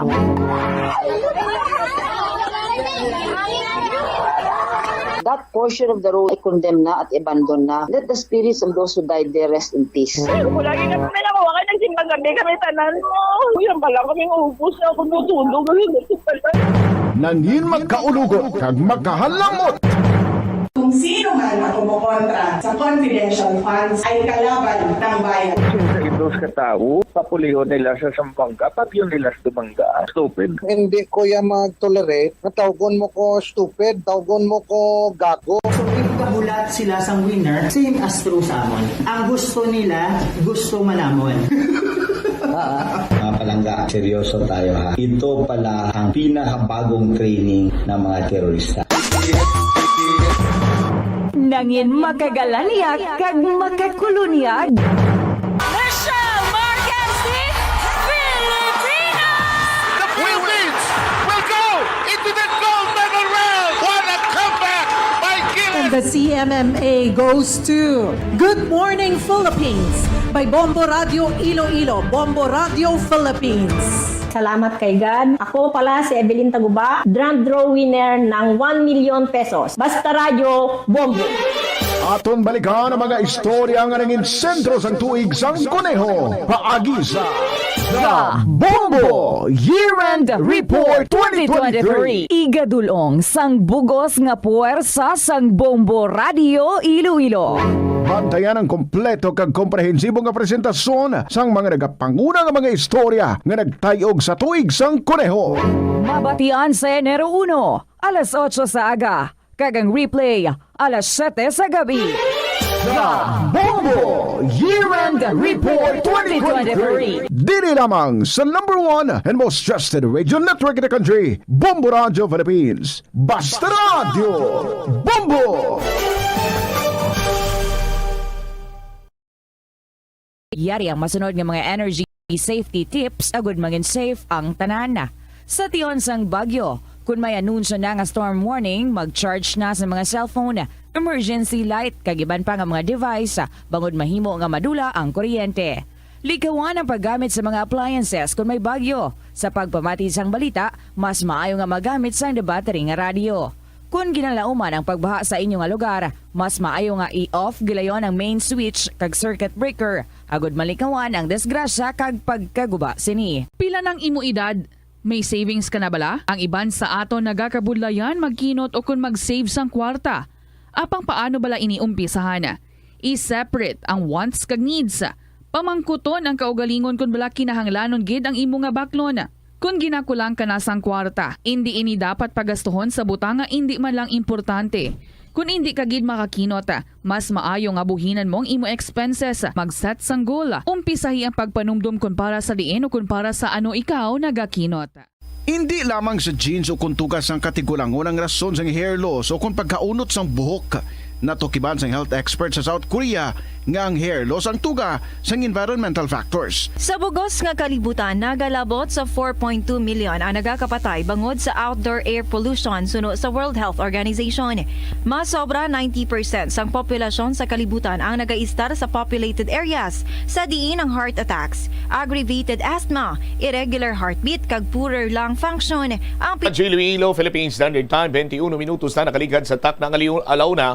Balik diri sa pagpangalagad sang Bombohanay sa Udto. Standby sa kay Bombo Marisol Labiñas sa pagpangusisa sang Bombo Radio. Ang mag-live-in partner sadto naga-star sa Barangay Legazpi City proper. Recently, sa Bulilao sila, kag diri man natabo ang madulom sini iyang bahin sa ila sini nga kabuhi, bangod nga na sa puan gani kagaina, sa gagahon, gaway na sang kabuhi ining biktima. Kag ang person of interest diri, amo nang iya sini nga live-in partner. Yari ang dugang sini nga pagpausisa sa Bombo News Team kaupod sa kay Bombo Marisol Viñasol. Sa report, please come in.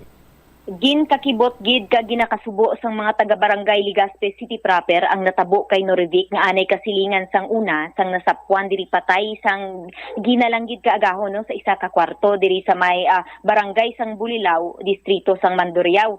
Ang biktima amo si Norivic Ampon, 53 ang pang-idaron, isa ini siya ka government employee diri sa may Banwa sang Kutotan sa Treatment and Rehabilitation Center kag ining allegedly suspect sa pagpatay sini sa iya amo si John Albalo, 33 ang pang-idaron, kag ti atalibin sini ni Norivic, kag hasta subong at large pasagihapon, no? Nagapuyo lang ang duwa nga ini sa isa ka kwarto, diri sa may Purok 29, Lot 3, Dike 2, Bulilao, Mandurriao, no?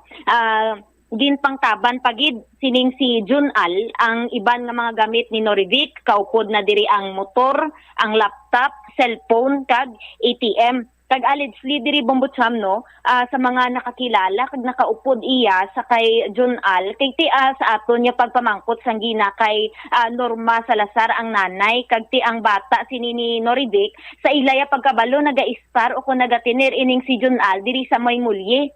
Pero sang ginkadtuan naton diri gali ini siya naga-star iya sa Barangay Ligaspe sa diin man nagapuyo sang una mga 15 years ago na kung 20 years ago sanday Noribik kag at the same time ang pamilya man sini may ang bana niya kag mga kabataan kag upod naman ang nanay niya diri Bambucham kag ti amo na no sa pagpangusisa naton didto sa pila ka mga kasilingan Manila ang ining si John Al, balido gamay lang gid ang information nga may ara ini sila kay ti si John Al nagasalin-salin kuno ining mo usually ya makita ini sa barangay Muling nga ti nagabasket kag ti suno sa mga pila man ka nakakilala sini sa iya kag naka-encounter mabuot ini siya pero diri sa may barangay Ligaspe do gamay lang gid ang information nga ti may ihibalo or nakakita sini kay John Al kay ti usually kuno sa pila pagid ka mga napamangkutan naton nagatinir ini siya sa may banwa diri sang San Enrique, may ara man dito sa banwa sang Lemere, pero napamangkutan na naton Bambuchama nakipag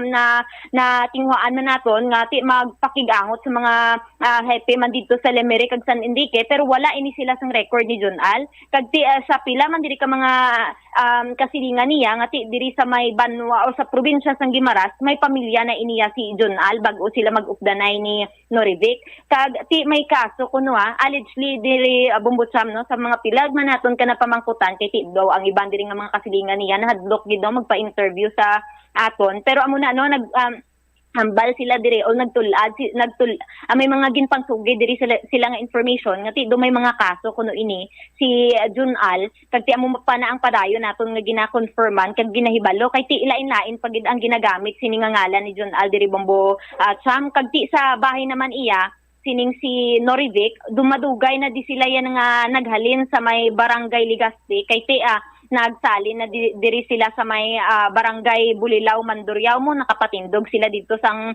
balay nila after ma-demolish ang ilang balay diri sa may barangay Ligaspe kag ti isang natinghuan naton nga ma-interview gid diri ang isa sa mga ti dumaisog iya tuad bala sang pila ka mga impormasyon man nahanungod iya kay Norivik no si Ma'am Enyalyn Flandes taga barangay Ligaspe man nga ti nakaupod ya sang una sa Taiwan no sang nag-OFW ini si Ma'am Norivik didto sang mga 5 ka tuig kag ti mga since birth diri na gid siya naga-star si Ma'am Enyalyn kaupod man si Ma'am Norivik nga ti do mga pila lang man ka metros ang kalayoon sang balay nila or antad sang balay nila sini sa isa kag amo na no suno sa kay Ma'am Enyalyn nga wala ini siya nakakita o kung naka-encounter kay John Al kay ti nagatinir kuno sa iya pagkahibalo nagatinir ining si John Al iya diri sa may Bakhaw Mandurriao kag ti sa pagkabalo niya man sa sining kay Norivik kay ti na encounter ya ini nakaupod ya ini halin sang bata pa sila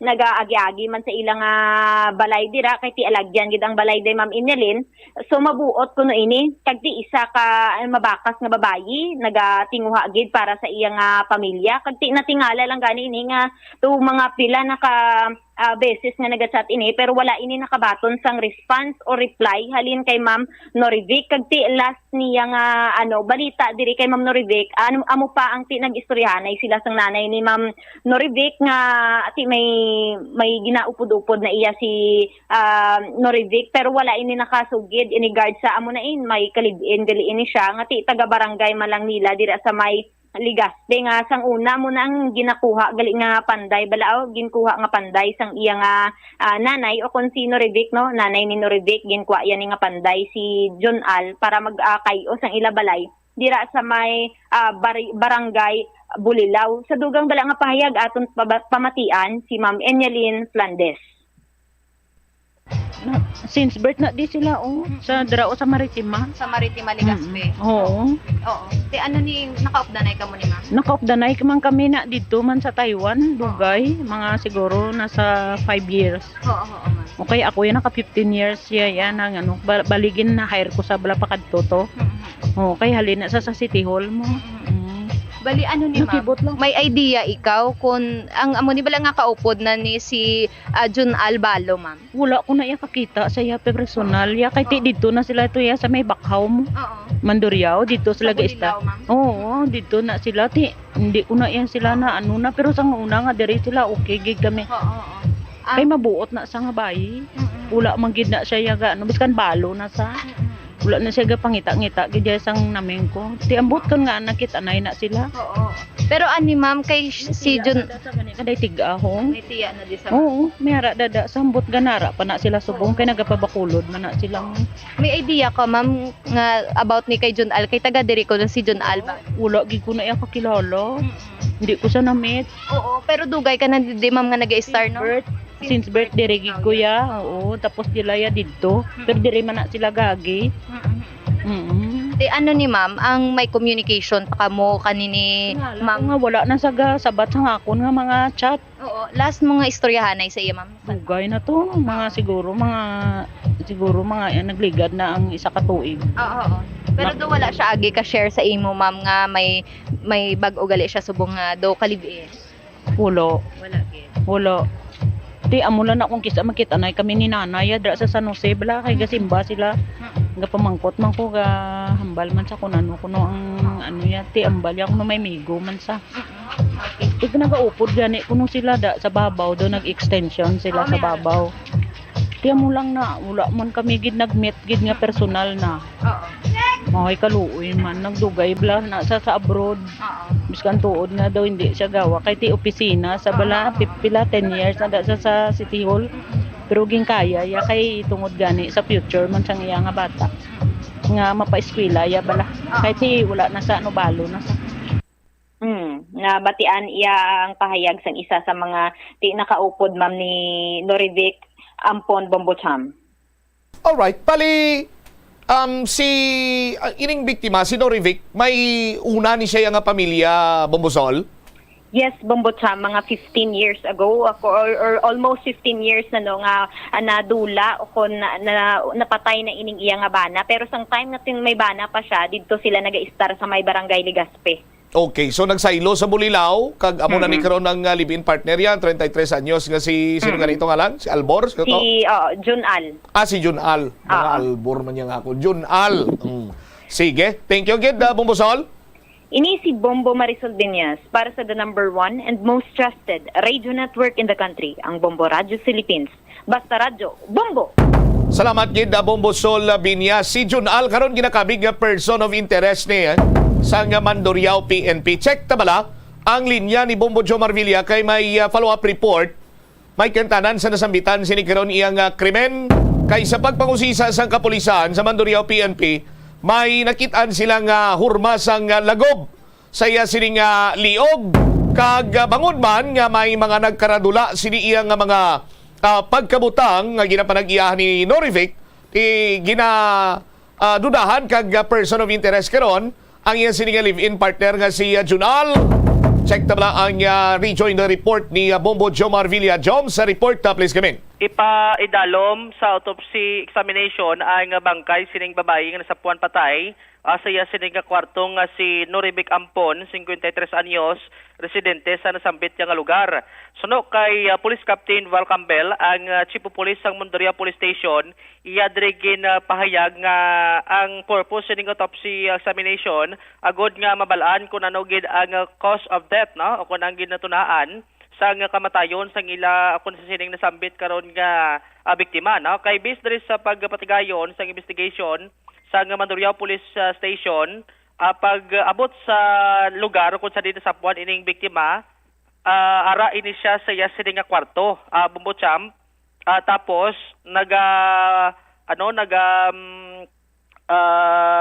panghabol o kung habulan lang iya sining nga lawas kag may ulunan pa nga nakatabon kag ang iya sining nga kamot ara sa may ibabaw nagauntay blado nagabayaw sang kamot ya magtimbang ang bahin sa iya sining nga lawas kag dito nga nakita man nga may mga hanog ang iya sining nga pila ka parte ka lawas at to be specific ang iya sining nga porsyon diri sa tiil sa itsura kag sa iya sining nga liog nga posible amo ning ginalantaw nga ginatunaan sa iya sining nga kamatayon kay ti way man sang pilas abito gasang pagkabuno o kon pagluthang sa nasambit nga biktima. Probable sunod diri kay Police Captain Campbell posible gin kuga ini siya tapos gintabunan ka ulunan antes o kon hasta ini siya nga mabuhian sa nga kabuhi kay bisto pagpusisa nila sa palibot way kunok pangayo ka bulig mo ang ining babae kay ti ko nakasinggit lang posible nga ti mabatian sang mga pumuluyo sa idalom kag sa kaiping sining puluyan. Porte inaya possibility pa malang mas mayo kung makaabot na kag mapidalom na sa autopsy agod nga mahibaluan gid ang cause of death sining nasambit karon nga biktima. Ang iya sining pang idalom nga panapton intact man based diri sa pag-check ya sang kapulisan dito sa may nasambit nga area mall na galing dumidyo na pila na oras antes ini siya nga nasapuan nga ti pag-assist ng pulis nagapangyami na no nagapang muti na nga sining lawas sang nasambit karon nga biktima adiri karon Bombo-Champ. So palaligban sa kapulisan ako sino naghimo sini no kay based diri sa ila sini nga gin patigayon pagid nga investigation sa pamilya man sinig nasambit nga biktima nagwa diri karon nga antes pa man ini nga masapuan sang ila sining mata dito sa kwarto nakita pa ining biktima upod sa sining live-in partner nga si John Albalo no John Albalo 33 anyos ang address ni Dres by area sa city proper. Last nga kita sa ilang duwa December 28 past 11 PM nga nagsulod sila sining kwarto kag nabatian sa pamilya nga nagabaysay. Ti why naman to nagpahilabot ang pamilya kati away bala to sa duwa abi no sa sining mag-live-in partner didto Bombo-Champ hasta nga ti why na makagwa sa kwarto kag abuto nga na-recover lang o kung na-discover December 29 na dumang isa ng gabi no isa ka 24 oras kawam no December 29 sa gabi na kitaan ini siya sa iya sining bata no mismo sining biktima sa una sining kopod man diri karon Bombo-Champ kati amuna nga nagapanghabol may ulunan nga tabon kag wala na sa nga kabuhi ang ila sini nga Iloy. So makabig no suno sa kay Police Captain Campbell nga person of interest no person of interest pa lang ini nga live-in partner hindi pa kuno makabig ni nga suspect kay why gid sang may nakakita pa no ngati siya gid to nag-execute sang sining krimen abi no Bombo-Champ sa nasambit nga biktima. So nag-fall sa person of interest bangod siya ang last nga nakita tapos siya ni ang last banto nga nakabais sining biktima kag sa subong hindi ni siya makita no dito sa may nasambit karon nga lugar rason nga tinasulod ini siya sa person of interest adiri karon sang kapulisan Bombo-Champ. Ang motibo hindi pa gito masartin sa nga pulis kung ano bala ang motibo diri karon sang suspect man o kung pagpatay sining sambit karon nga biktima kay ti sa ila to sining pagbaysay duay man to kabati kunong mga pamilya nga dumay gid mention tong iban ang nabatian lang gid nga may ara pagbayluhanay bala sang masakit nga mga tinaga kag ang ang tono bala nga matag-as ang ila sining nga tingog sang ini sila ang nagbaysay that time antes ini siya na sapuan nga wala na sang kabuhi. Ari bala si Police Captain Val Campbell sang mapakigangutan sang Bombo Radio. Nakitaan naton sa isa ka room sa upper portion sang balay nga may isa ka babayi nga wala na sang kabuhi na nagahigda sa iyang bed. Di pila sa sir? Based sa aton nga pag-imbestiga visually wala sang may nakita nga pilas tuga manabi sang pagkabuno or sang pagkatiro. So however together with the SOCO personnel nagkanda kita sa mga visual nga mga pag-process sa pag-imbestiga. May nakitaan kita nga mga bruises sa different parts sang iyang lawas like sa iyang tiil, sa iyang itsura kag sa iyang liog kag nagapati kita nga isa ato sa mga cause. Ang last nga nakitaan siya kag nabatian siya nga buhi mga alas 11 sang gabi sang December 28 upod ang iyang live-in partner dira sa inang kulot. For now sir, nagatutok kita sa isa ka taho nga ginapatihan kag based man sa mga revelations sang iyang pamilya kag sang iyang mga neighbor nga ang inang tao is last nga ginupod niya sa sinang lugar before nasapuan nga wala na sa kabuhi ang ining biktima. We're on the process of gathering sa mga ebidensya nga ato dito sa room kay isang kanggaina. Ang ginuna naton is we process the body of the victim upod ang aton nga soko. Ginpadala sa punerarya and sa subong we are requesting sa pamilya nga i-undergo siya sa autopsy examination. And likewise, i-request naton ang pamilya to check sa room sa mga possible nga mga ebidensya nga makabulig sa aton sulbar sa sining krimen. Posible nga gintunaan sa giyak matayon kay may magalipila sir lugin tabunan sa para ma yes, isa sa mga factor or isa sa mga galid sa aton nga cause sang iya kamatayon is posible pagkuga or gintabunan siya sang ulunan. But this is not an official statement halin sa aton because wala pa naton toro ma-check ang iya lawas and only the medico legal ang makahambal sang kung ano ang cause sang iyang kamatayon kag basi may mga other injuries siya sa ulo and other parts nga wala naton makitaan through visual search. Kay Police Captain Bal Campbell, tiyan mo na, visual search pa lang bumbuchamp, no? Pas mga yung timapadalom sa autopsy, basi kung may mga pilas para sa iba na parte kalawas. Pero initially, mo na nakita lang mga hanog at ugadri karon sang posible gati nga gin ano siya, no? Gin patupan siya, mo na kasi nagresulta diri karon sang iya sininga kamatayon. Ang pag-check lang diri karon sang kapulisan, ang ining person of interest may mga ano na neglect, no, kage na ni siya gipasakaan kaso nga pagpangawat, no, dara sa area sa Mandurriao kung sa isang bulan sang July na preso ini. Tapos August 1 agin papanugan sang release order amo to nga nakagwa ini siya subong gid lang bulan sang Agosto tuig 2000 23 diri karo Bumbuchamp. To lakip diri ano, gina-check ta ni kay naga-coordinate na di ko ang Mandurriao Police Station sa sining pamilya karon sa sining suspect kay ang address ni diri sa may city proper.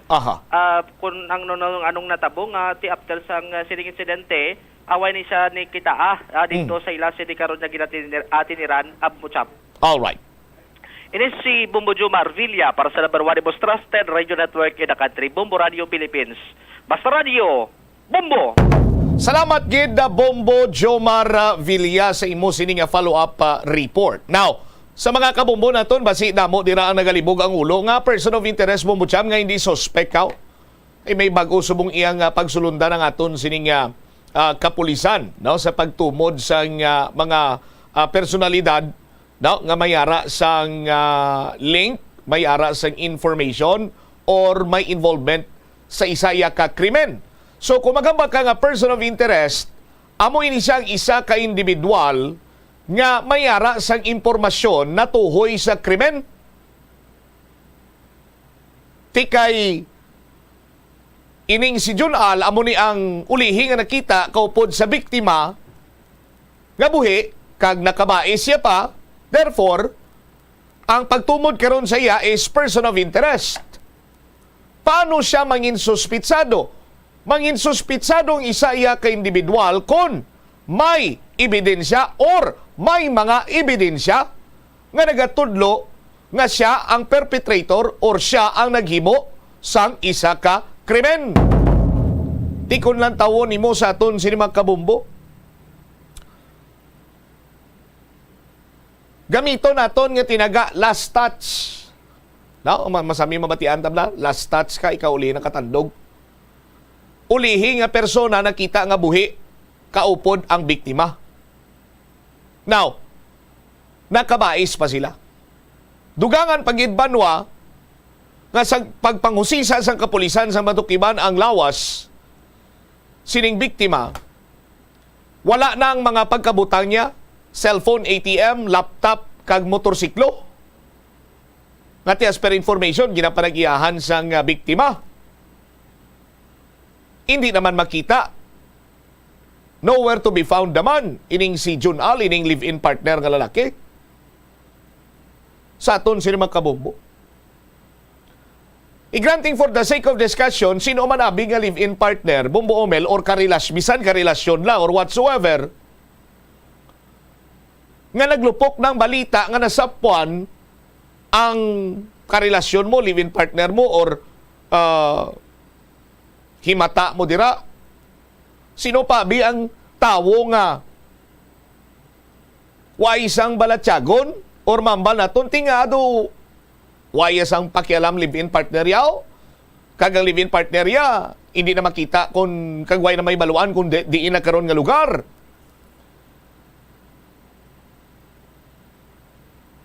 Sa mga kasubong sini nga krimen kung may isa katawo nga ginakabig nga person of interest, kagyara ang iya sini nga presensya, most likely, sa aton sini makabombo, hindi siya involvado Kay anuman bing rason nga magpalagyo siya, nga manago siya, kung hindi siya involvado. Kung ang natabo abi pag pangawat lang ang tinutuyo o galing kiti, bangod man nga madamo dirang pamalay sa barangay Bulilaw para nga hindi na iya makasinggitan, ang biktima tigin patay. Pinagi sa pag-suffocate kay gintabunan ang iya sininga tsura sang ulunan or ginkuga para hindi gahod ang pagpatay siya ginkuga tapos tinabunan ang kuno kaulunan kag hurungkutan sang habol. Isa man sa mga ginalantaw karon sa aton sini makabombok sa mga kasubong sini nga krimen nga nagakalinabo, ining ginatawag bala nila nga flight is a sign of guilt sa aton sini nga mga kabombo.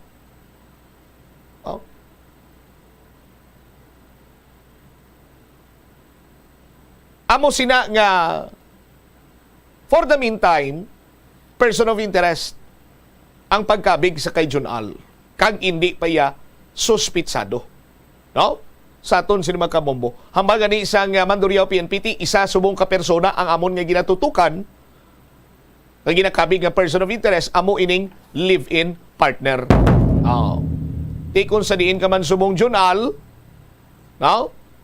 Mas mayo siguro kung magsungka ikaw sa aton sini mga otoridad. Kung naga-dua-dua ikaw kay nagakakulbaan ikaw sa imo sini iyang sitwasyon man, sungka ka sa polis, base kung anong matabo dira si mo, pwede ka man diri makadangop sa Bombo Radio, kay buligan ka namon nga makasungka. Sa aton sinimatag paramati. Kag kung sino man ang mayara sang informasyon sa kung diin man yung mga whereabouts ni Junal, pwede nyo man na idirekta sa aton sinimakapulisan, pwede nyo man ina mapagkigbahin diri sa Bombo Radio, para nga matagan naton hustisya, no? Or kung hindi man gilayon sining hustisya, may makuha kita nga mga impormasyon kang mahusisa naton si Junal nga nowhere to be found karon, nga among ulihi nga tawo nga kaupod sang biktima kag nakabais niya pa before nga ini siyang masapuan nga way nasang kabuhi. 47 minutos sa nakaligad sa takna sininga launa. Check tanay si Bombo Hana Andasa kay mayara sang information may kantanan sa biyahe bala sang mga vessel, no? Diri sa bahin karon sang Iloilo, no? Basi makibot kamo bala kag way kamo sakyan or whatsoever dira, mas mayo pang magtutok kamo as early as this time para nga ma-inform kamo sa kung mayara giman bala adjustment sang tiyempo sa biyahe karon iya sang mga sakayang pandagat sa aton sinimatag palamatin. Of course, ang report ni Bombo Hana may kantanan sa sining nasapuan to balang away man sang kabuhi sa talamnan sa Nilaw. Ang pamilya din ni magpating wala sang foul play. Later on, balikan ta ang balita ni Bombo Sol Binyas. May kantanan sa nasapuan nga bangkay sa Banwaman iya sang Miag-aw, Iloilo. Check na to na this time si Bombo Hana Andasa. May kantanan sa schedule sang biyahe sa sakayang pandagat. Bombo Hana, please come in. Bombo Trump nagpasalig ang Philippine Coast Guard nga may biyahe sa gihapon ang mga sakayang padagat.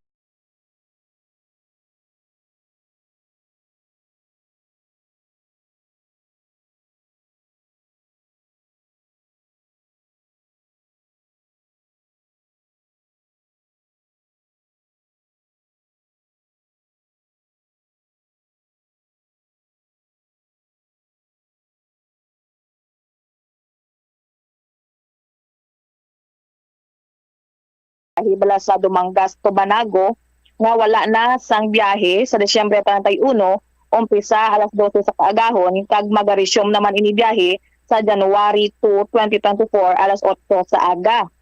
Ang MV Ocean Jet 3 naman nga nagabiyahe Iloilo to Bacolod and vice versa magabuhin sang schedule sang ila biyahe ka angay lamang sang ila ginhimo sang nagligad sa Disyembre 25 nga pagselebrar man sang Christmas no sa January 1, 2024 ang in observance man sang bagong tuig Iloilo to Bacolod may biyahe nga 11 AM to 2:30 PM. Bacolod to Iloilo 8:50 AM kag alauna naman iya sa hapon. Kag ang schedule naman sang trips for December 31, 2023 last trip from Bacolod 5:30 PM kag last trip naman from Dumangas 8:30 PM. Kag ang pag-resume naman sang trips sa January 1, 2024 first trip from Bacolod alas 9 sa aga kag first trip from Dumangas alas 12 naman iya sa udto. Kag ang Maritime Industry Authority Region 6 naman iya nagpagwa naman iya sa schedule nga Iloilo to Bacolod may biyahe nga 9:50 AM, 1:10 PM, 4:25 PM. Ang Bacolod to Iloilo naman 8:10 AM, 11:30 AM, kag 2:50 PM. Dugang pa ni Commander Bellarmino Momocham kung mga kabombo, magahatag sila sang statement o kon notice gilayon kung may cancellation gid man nga matabo kay ti nakadepende bala ini sa mga sakayang pandagat. Yari bala kay pamatian nato ng pahayag ni Commander Paterno Bellarmino Jr. para sa dugang ang impormasyon. Sa buwas may early silang cancellation. 2 PM sa Montenegro from Dumangas Port to Bredco. Pero may mga hatag sila sa ilang ma'am. Ilang pasubmit man sila sa ilang reason for that. Lang naman. Oo, pero makapasalig bala sir ang Philippine Coast Guard sir nga sige ang biyahe sir during this December 30, 31 and January 1 sir. Magadepende sa ma'am sa mga ang mga barko naton, ang mga operators. We will submit only ng ilang mga schedule of trips, ang ilang ilang schedule. On the part of the Coast Guard, as long meron man silang mga documentation na may submit, then we'll honor for that. Not only the Coast Guard, they will furnish also the Marina, ang ilang cancellation. Oo. Kay hambal mo dali sir kay may nigalapta ba lang istorya nga or kon info nga ang Dumangas wala na sang biyahe karon o kon buwas sir nga adlaw. No. May buwas ang iban. Hindi man tanan ma'am. Ang iban mag-cancel sila 12 noon from Dumangas Port to Banago Port. December 31. So nakadepende gali sir sa mga fast sila yung TriStar sila. Siguro ang iban mag-resume man na sa mga biyahe nila. Lang siguro observe lang ang iban sa ilang New Year's or something. But we'll inform yung mga update kita kung ano ang nila. Ng pahayag ni Commander Paterno Bellarmino Jr. ang spokesperson and acting head of Coast Guard Station Iloilo, Bombo Trump. Alright, sa mga kabombo naton bala no, right after sang report ni Bombohana, sa mga wala makaka-catch up, siguro magbantay sa aton sining Facebook page, iplastar naton dito ang mga information regarding sa mga biyahe kung ano oras, and then from time to time mag-check man kami sa Philippine Coast Guard kung may any updates, and then gilayon ta nga i-update man kag bantayan lang nila sa aton sini nga Facebook page kung may mga changes kid man dira para nga hindi makatugas ang pagka-stranded sa mga kabombo naton nga gusto mag-travel, bombohana. Yes, Bombo Cham, kay may pag-on magkatadra nga schedule. Nakapasalig naman si Commander Bellarmino nga sige-sige ang pag-short o kung pag-notice niya sa atong mga kabombo kung sino man ang luyag nga magbiyahe padulong man sa pipila ka lugar. Alright. Ini si Bombo, Hana Joy Mendoza. Ang anilaw ta, bombohan? Okay, Bombo Chap, sa bahin naman yan sa probinsya sa Iloilo, hindi magpati ang pamilya sa miyembro sa LGBTQ nga nasapuan sa talamnan sa barangay San Carlos, Anilaw, Iloilo nga wala sang foul play nga natabo sa ila himata. Kung madumduman sumungid lamang bulan sang Disyembre, may nasapuan nga wala na sang kabuhi sa tunga sang talamnan kaupod sini ang iyang motorsiklo. Ang biktima mo si Leonard Balasoto o kung mas kilala kay alias Batoto, 40 anyos, choreographer, kag makeup artist man, kag residente sang Santa Rita, Anilaw, Iloilo. Ininatabo sang pagpauli na niya sa ila panimalay kung sa diin na ulihi nga nakitaan si Batoto sa Banate nga nagtudlo sa isa ka grupo sang Drum and Lyre nga para man sa paghiwaton nga Kasagwa Festival. Sa interview sang Bombo Radio kay Police Captain Maria F. Ometen, Acting Chief of Police sang Anilaw Municipal Police Station, iya ginpahayag nga dabato na nila ang results sang autopsy ni Batoto subong gid lamang nga adlaw kag nakitaan diri nga ang cause of death sini amo ang traumatic injuries sa iya ulo kag dughan. Apisar nga hindi magpati ang pamilya ni Batoto kay ti may ginalantaw man nga mga anggulo bala Bombo Chap ang ila pamilya kag ginarespeto man ina sang katapos sang kapulisan, subong adlaw magapatawag sila sang case conference kung sa diin ipagapresentar ang development na sang investigasyon sa amo nga insidente. Naka-conclude nga due to vehicular accident langgid ang gintunaan sang kamatayon ng kapulisan bangod wala bala sang traces ang mga posible ginlampusan kay ti ang iyang head and chest injury bangod gid lamang sa pag-aksidente niya sa iyang motorsiklo. Kag idugang man diri Bombo Chap nga una man nila nga sa alang-alang ang mga palamukutanon bala sang mga himata ni Batoto nga ginapasuni nga may nadula nga belt bag nga may kaupod ini nga kwarta nga 13,000 pesos. Cellphone nga nakita man kay na-drain lang balang baterina sang gin-charge na nila ang cellphone sa balay man mismo ni Batoto gin-confirm man sa pamilya nga iya man ni Batoto ini. Kag ginapamangkot man sang pamilya nga ti ang hoodie nga color gray sang biktima nadula man kuno ini base bala posible nga gindala sang haras o kon ang kay Batoto nga nakahanger lang man gali ini sa ila nga balay. Kag ikapat ang mga alahas bala, ang mga necklace kag mga bracelet ni Batoto ginapangita sang pamilya niya kay tibasi gin hold up bala kag isa gin patay ini si Batoto nakasangla gali ini sa pawn shop sa Anilaw, Bombo Campo. Kag wala gid sang traces nga gin hold up kon robbery kay sa iya man nga ulihi nga ni Batoto wala sang helmet kag nagka-damage gid ang iya motor. Iyali bala kay pamatian naton ang pahayag ni Police Captain Maria F. Ometen, ang Acting Chief of Police ng Anilaw Municipal Police Station. Based rin man sa conclusion gani ni Sir Libakin, the same man sa iya 110 notes sa tong December 14 na ang cause of death is due to traumatic injuries at the head and chest. Amo ni siya ma'am ang nakabutang diri sa official result. Kag syempre open man kita gyapon for further investigation kay na initial nga gina-claim ang family nga may foul play daw. So ginapasalig natin sa pamilya nga whatever nga result sini aton inaiya irespeto kay expertise man na ni Sir Libakin. Pag syempre ginapasalig namon investigaran gid ni namon ma'am kag subong gani mapatawag kita sang case conference with the family kag ipakita na naton ang kabilugan sang aton investigation report sa ila sa pamilya nila ma'am. Bombohan? Yes, Bombo Cham. Go ahead. Kag diri man gani Bombo Cham ang ining kapulisan sa Anilaw Municipal Police Station sige-sige gid kag open gid sila sa pipila lamang ka mga anggulo nga kung ano gid man bala posible ang gitunaan sang kamatayon ni Batoto. All right. Ini si Bombo Hana Joy Mendoza Andasa para sa the number 1 and most trusted radio network in the country, ang Bombo Radio Philippines. Basta Radio, Bombo! Salamat gid na Bombo Hana Andasa sa imo sining follow-up report. So, tipunon magapatigayon sa case conference together with the families ang sining nasapuan or sining Himata Manila ining bangkay nga ginapayag sandig sa investigasyon kag sa medical legal expert ang resulta sa sining autopsy nagapakita nga way isang raman nga foul play.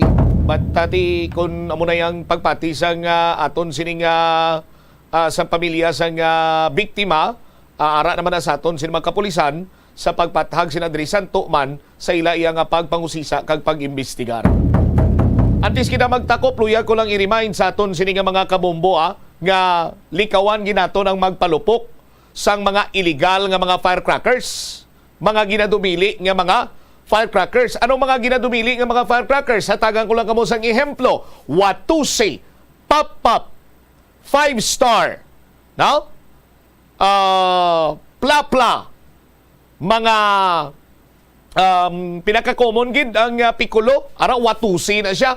No? Watusi ina. So, hilo man ina kung makaon sang bata. No?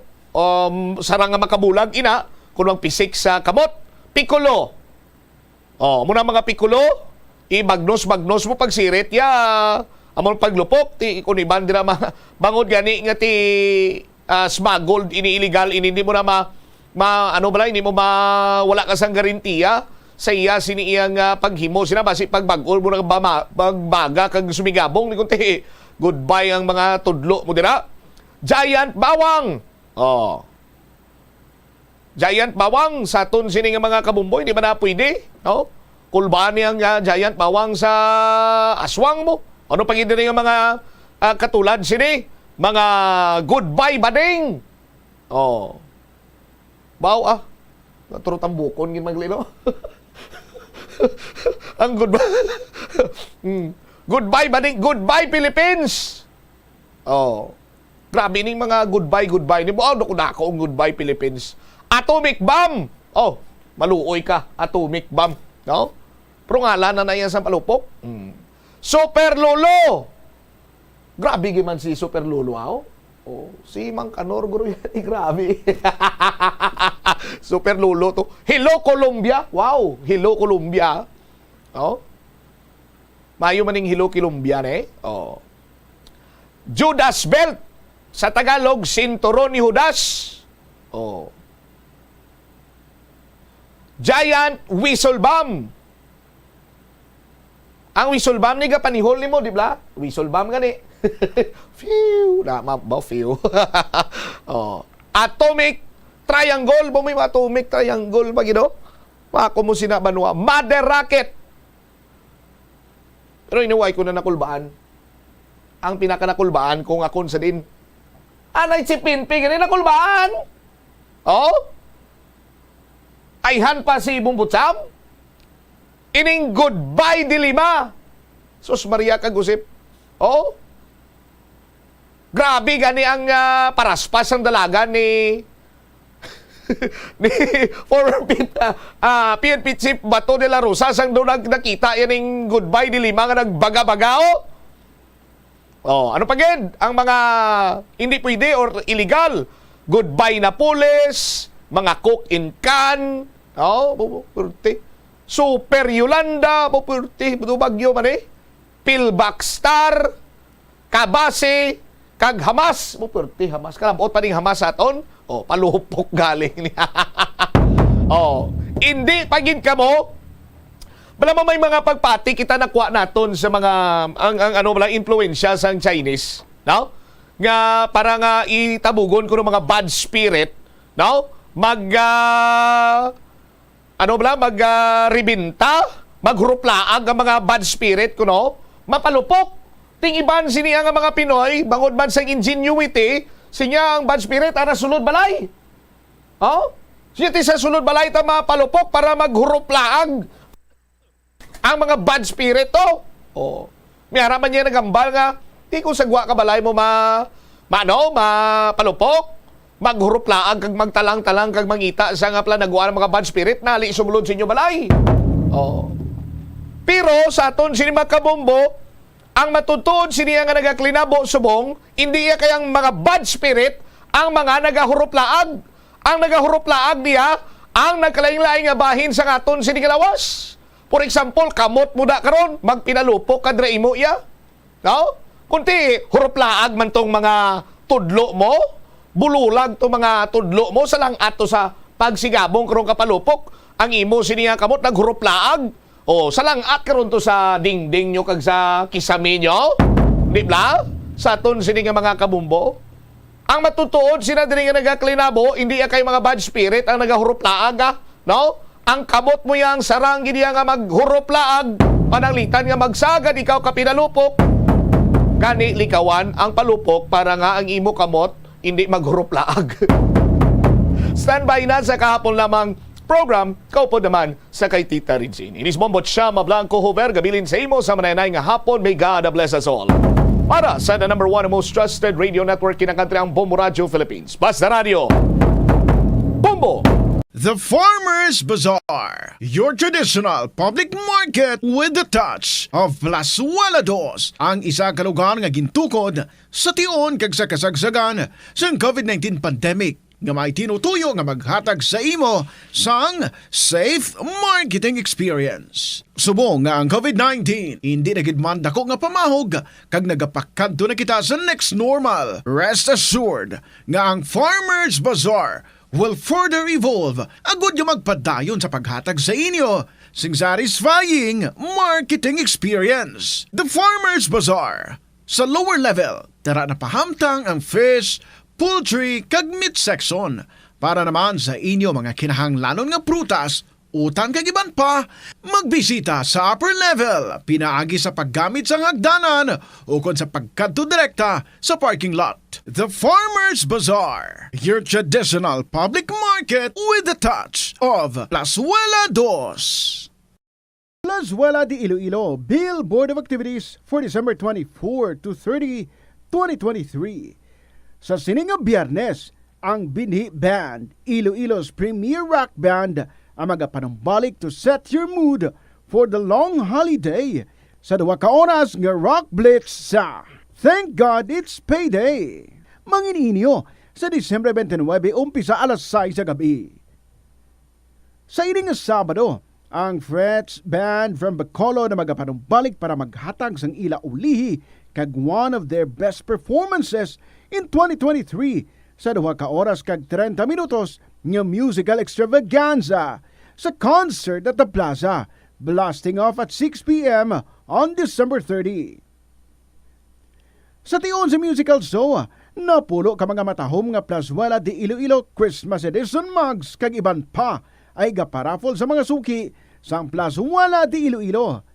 Sa Disyembre 31, Domingo, imbitadong tanan nga mangin kabahin sa Eucharistic celebration nga paghahiwaton sa mga adlaw sa Latoda alas 11 sang aga. Sa tion sang misa, ipangamuyo naton sa Ginoo nga ang selebrasyon sa iya pagkabunag ang kabay magahatag sa aton sang panibagong nga kusog to face our problems in life. January 1 is the feast of the Solemnity of the Blessed Virgin Mary, Mother of God. Sa mga adlaw, imbitadong tanan nga mangin kabahin sa Eucharistic celebration na paghahiwaton sa Latoda magasugod alas 5 sang hapon. During the Mass, pray to God through the intercession of the Holy Mother nga hatagan kita sang kaisog kag kusog agud pangatubangon ng tanan nga mga challenges sa year 2024. Plazuela de Iloilo, one with you in the common hope for a better community and a progressive country in 2023.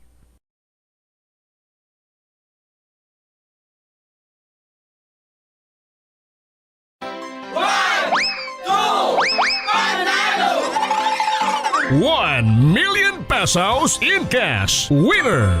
Ako po si Evelyn Taguba na taga Maribay Street, Tuguegarao City. Ako po ay mapalad na nanalo sa katatapos na 1 to Panalo Part 22 ng ₱1 million.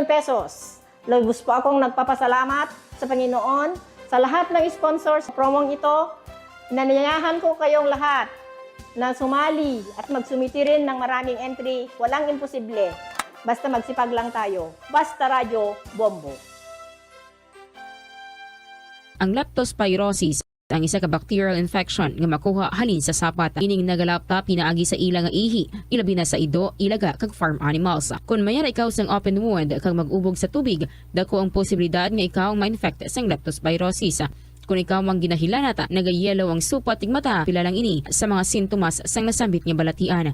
Apang mahimo man nga mabulong ang leptospirosis gamit ang antibiotics. Apang kung malala ang infection, mas maayo nga magpadulong sa ospital. Sa kasakuon sa mga ginikanan subong, tumalagsahon na lang kamo nagaupod bisan magkaon. Apang bisan anuman kuntani nga kasakuon sang miyembro sang pamilya, hatagi gid sang oras nga kamo makaupdanay sa kalan-an o kon makalagaw kung wala sang trabaho. Kung nagaplano sa aktibidad agod nga maka-enjoy upod ang imong nga pamilya, tandaan nga ang focus nyo amo ang pag-spend sang inyo oras nga updanay kag wala dapat sang iban nga mga bagay nga ginapaminsar kaangay sang trabaho o kon homework. Molo Plaza ang central landmark sang Molo. Diri mo makita ang madamo nga mga iconic tourist spots sang syudad. Lakip na ang Molo Church kag Molo Mansion. Ang nasamit nga distrito ang birthplace sang Pansit Molo. Kilala man ang Molo Church o ang St. Anne Parish Church bilang feminist church bangod sa duwa ka mga raya sang Jesus ka mga female saints nga nakalinya sa tagsa kakilid sang altar.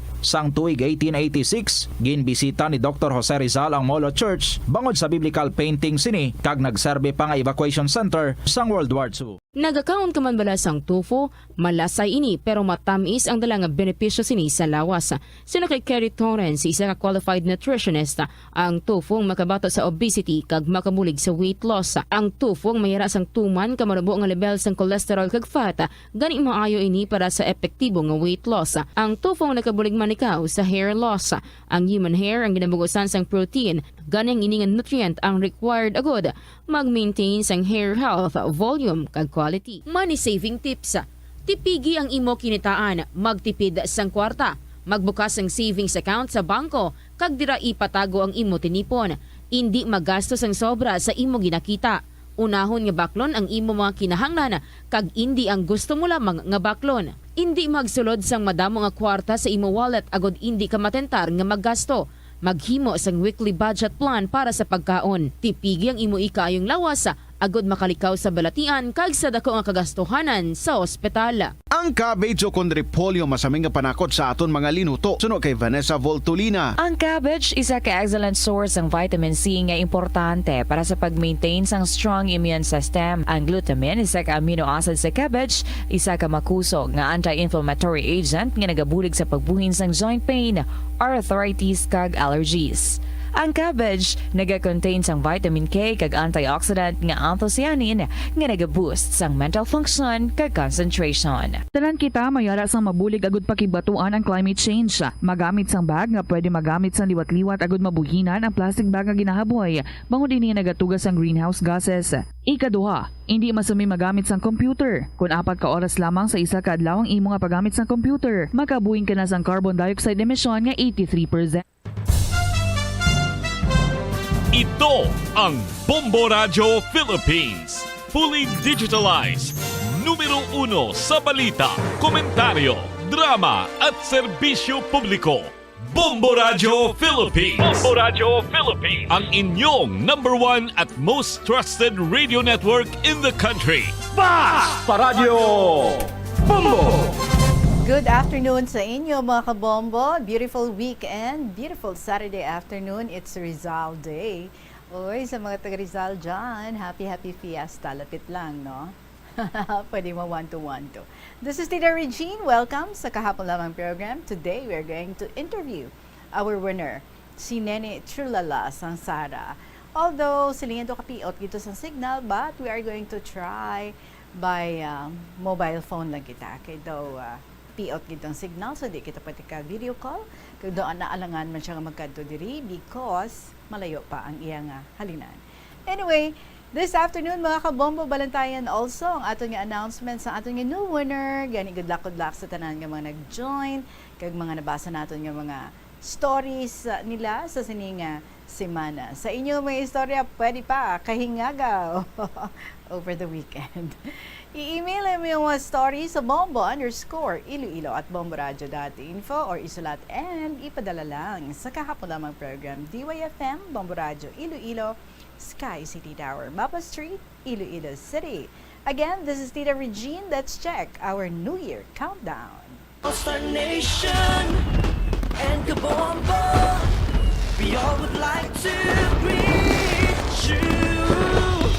Happy New Year, Happy New Year, and a Happy New Year, Happy New Year, Happy New Year, Happy New Year, and a Happy New Year. 2, 2, 2 days to go before New Year's Day. 2 tulog na lang. Ang iban walang tulugan na gidiniya, no? Diretso na sa pagsug-alaw sa bagong tuig. Again, welcome everyone. There is a KLP. Here's our song for you. This is from Lindy Katikista. Break. Good afternoon. Teka lang, wait lang muna. Sobra ka nang umiiksena sa buhay ko. Pwede bang time out muna? Parang napapagod na ako sa'yo. Makakaya ko rin siguro mawala ka kahit sandali. Kahit pa pang habang buhay, kakayanin ko to. Teka lang, wait lang muna. Parang naging sunod-sunura na ako sa'yo. Pwede bang time out muna? Hahanapin ko lang ang sarili ko. Makakaya ko rin siguro mawala ka kahit sandali. Kahit pa pang habang buhay, kakayanin ko to.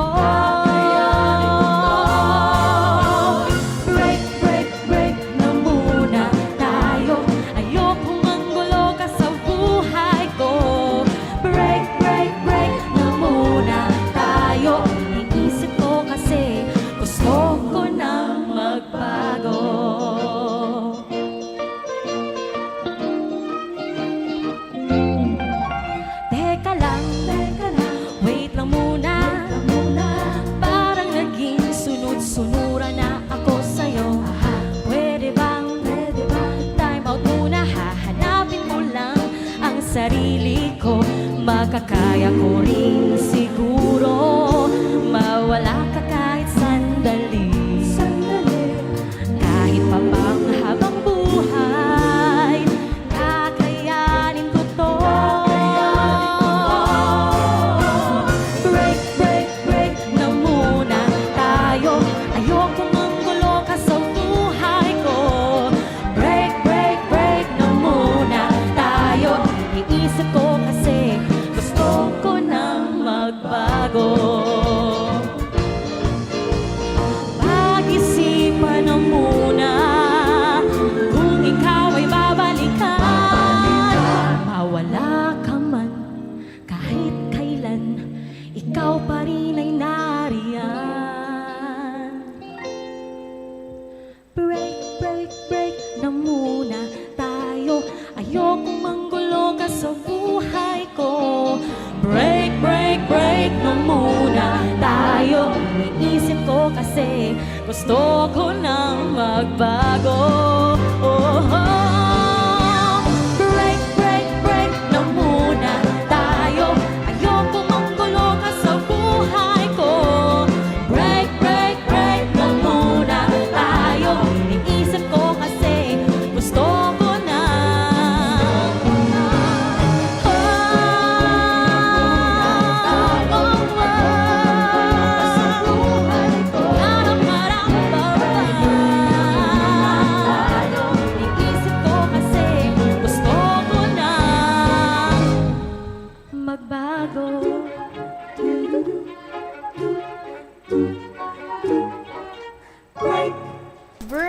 may isa pa kabutang nga pwede natin i-break this season. Pwede i-break anay ang grabe nga kan anay. Kumusta na mga BP nyo da? Mga sugar nyo da? Well, anyway, hagan-hagan na ako hindi gid kaya, no? But anyway, enjoy. Food is always associated, no? With celebration of Christmas, especially sa New Year. I hope kompleto na kamo dira or may mga last minute pa nga mga kulang sa inyong mga ingredients. Ang ibanda kamusta ang inyong pang-order? Mapa-deliver na lang.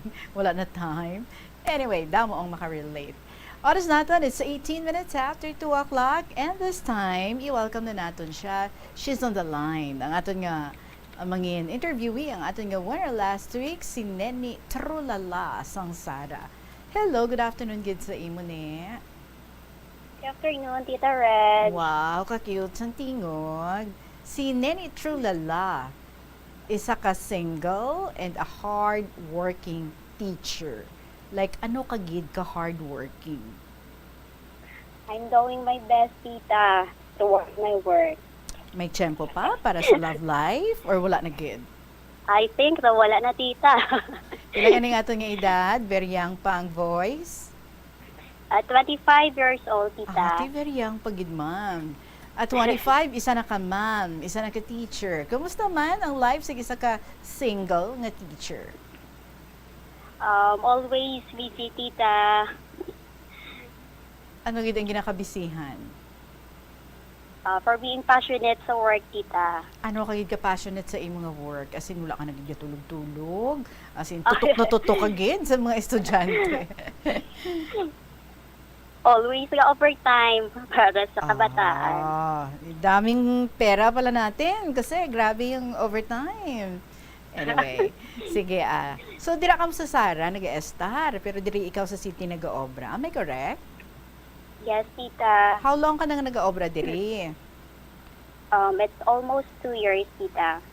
Tinaka-adjust ka man?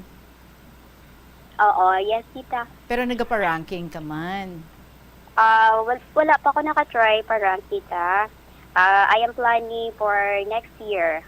I see. So, good luck din sa imo for next year, ha? Kabay nga whatever it is that you are dreaming, maamat-amat na gid nga ma-reach, ma-realize ang ina nga mga dreams. Balikan ta lang yung mga istorya. Kumusta naman ang pag-eskwela mo sa elementary, sa high school ikaw? Bali sa elementary, Tita, dili kami stay sa uma. So, bali, morning and afternoon amon ginalakat pa kadto sa eskwelahan. Every day na siya, Tita. And you said you're an achiever. Oo. Kung normal nga paglakad, Tita, it's almost 1 hour ang kalayuan sa school natin. Okay. Wait ka man tinakaan sang sige kalakat? Siguro, Tita, na-enjoy ko man, na-love ko man niya. Amo na ginobra namon every day. Since mayra man ako brother nga upo. Aha. So naanad na kamo nga amo na ang inyong nga routine every day halin elementary. Is that until high school nga ginalakat nyo lang? No, Tita, sang high school na ko since sa Banwa kami na school, sa isa ka big school sa Sara. There are times kung mag-ulan, walking kami since sa mga danlog. Ang dalan kay hindi pa sementado. And then pag napot sa proper, dira kami makasakay paadto sa Banwa. Okay. The same man sa mon pagpauli. Elementary, anong aton achievement?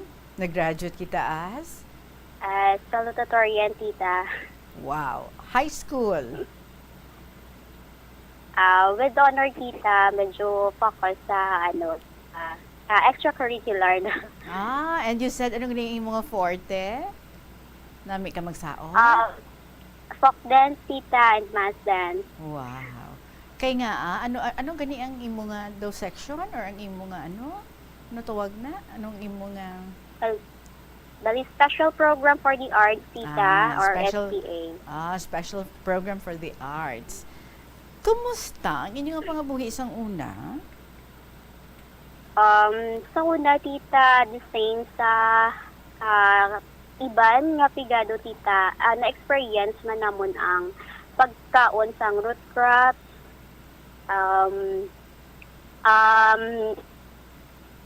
pagdarap sa uma, sa palay, pagpanggas ng mais, So, na-experience na namon tita. Alright.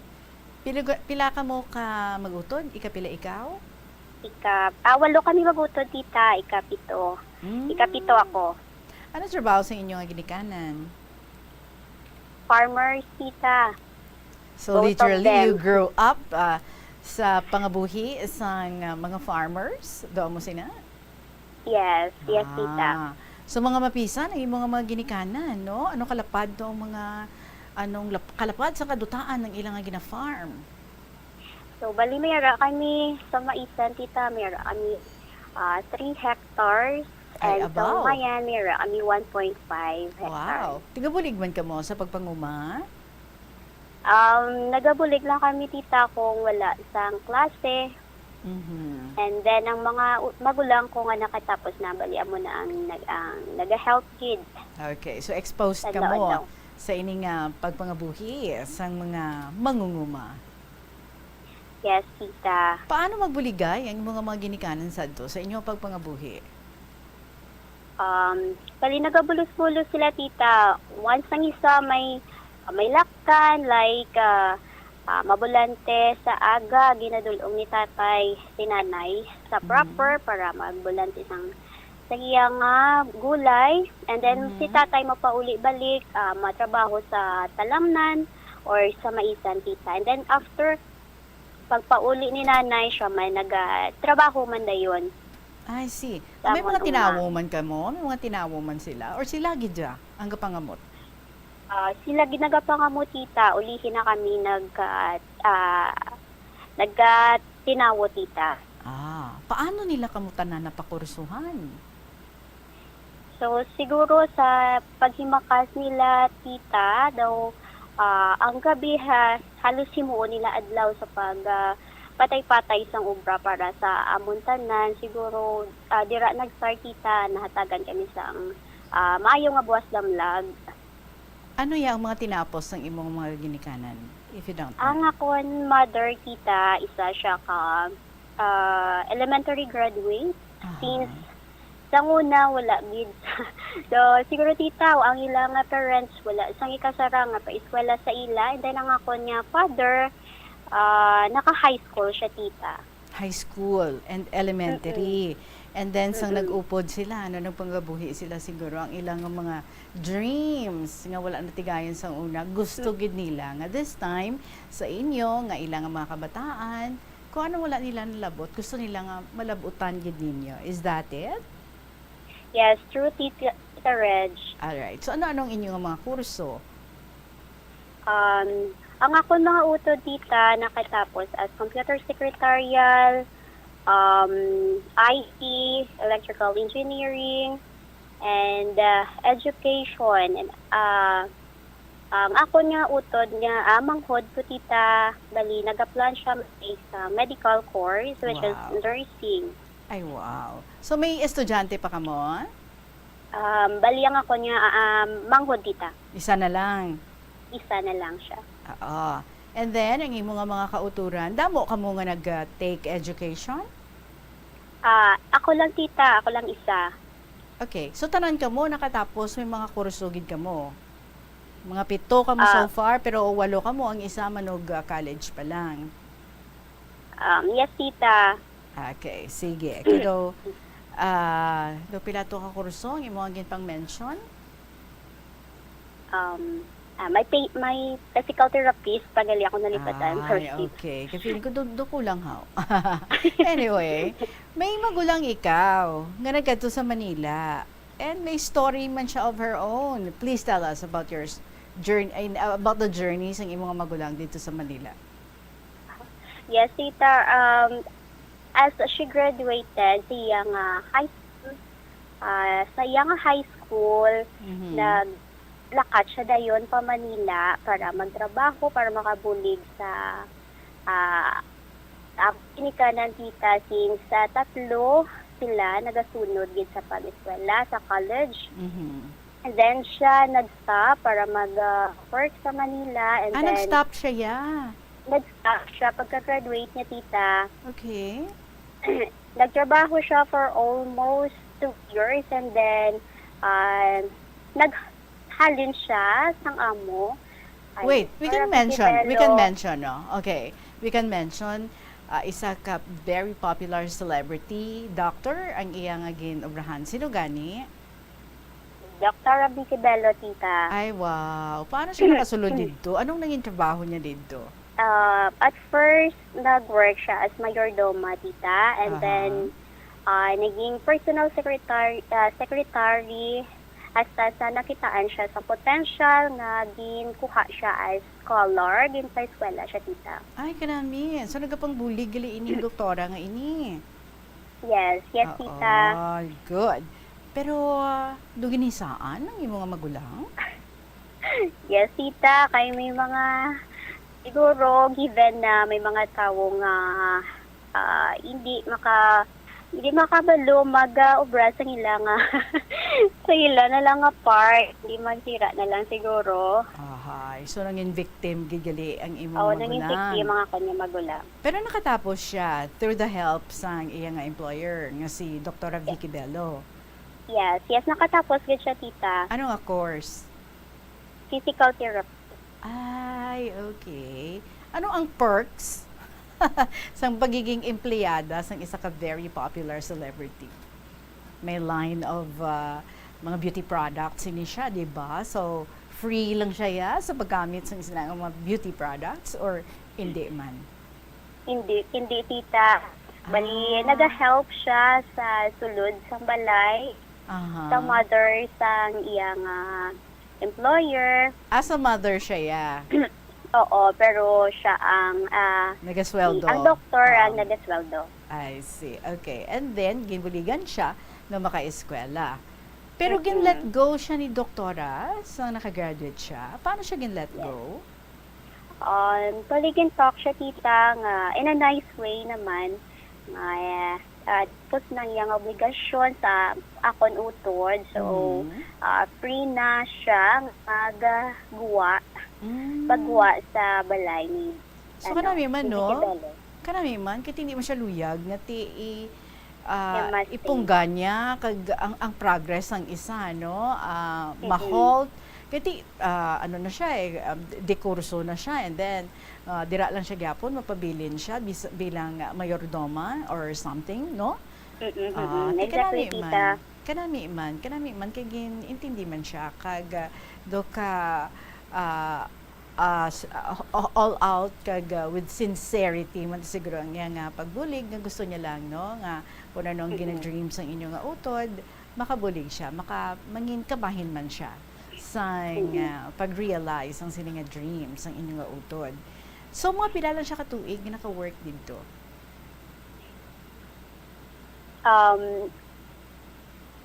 5 years, tita. 6 to 7 years, tita. Hasta nga nakatapos siya. Ano ni siya? Free tuition? Pero may sweldo gid siya? Or wala na siya sweldo? Free tuition lang siya? Can cover up tanan yung mga kinahanglanon, tita, and wala na siya sweldo. I see. At least pati allowance hatag na sa iya, tita. Okay. And then gin-let go na siya kay ti nakatapos na siya, pero wala pa siya kakuha sang board. Nag-review siya. Hindi ba la? So paano siya nag-review? Paano siya nag-review sa iyang board exam? So, after sang nakahalina siya kay Vicky Bello, nag-transfer siya sa akon magulang, sa amo sang akon magulang, tita, which is sa Manila man. And then, nag-ask help na lang as temporary, dira lang danay mas-stay sa ila, mapuli la, para may pulian lang, tita. And then, so, siguro, may misunderstanding man sa in between sa akon utod. Sila nga duwa. So, not trigger until sa naghalinang akon utod. So, nag-move out siya sa imong isa ka utod. But that time, nag-review siya, correct? Yes, So, tita. paano yan patigayon ang pag-review? Sa diin siya naman nag-trabaho, and how did she do it? Nag-apply siya, tita, sa isa ka fast food chain sa Manila, and then nag-multitask na siya. Oo. So, go-work at the same time, nag-review. Self-review lang siya or nag-review mo siya sa isa ka center? self-review lang siya, tita. Okay. So, binudlayan gid siya siguro, no? Anong resulta sa iyang board exam? So, sad to say, wala siya nakapasar, tita. Sige, siguro nag-rattle na siya. It's because sa mga problema nga nag-raise sa iya. So, wala siya nakapasar. Okay. Kay tiway siya nakapasar, anong ginimo sang imo nga magulang? So, nag-plan siya, nagpuli diri sa amon nga lugar. And then, after a year, nag-process siya, tita, para nga mag-abroad siya. So, Gusto niya na lang, nagplano siya nga magkadto sa abroad. Oo. So, paano And siya then- Yes? Oo. So, biggest challenge man sa amon nga part, tita, since when we talk about abroad, siguro financial naman ang problema namon, tita. Dako ang magamit nga na account. Okay. So, Canada, no? Ang country nga luyag niya nga kadtuan. And then, daw kadako gid sang financial need. Paano niyo ini nga na-cope?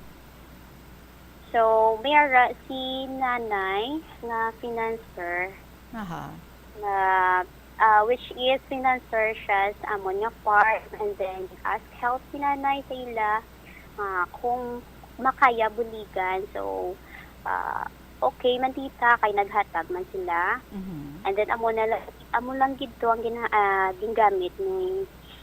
gingamit namon na pabalon sa niya magulang. So, bali nagkadto siya as worker?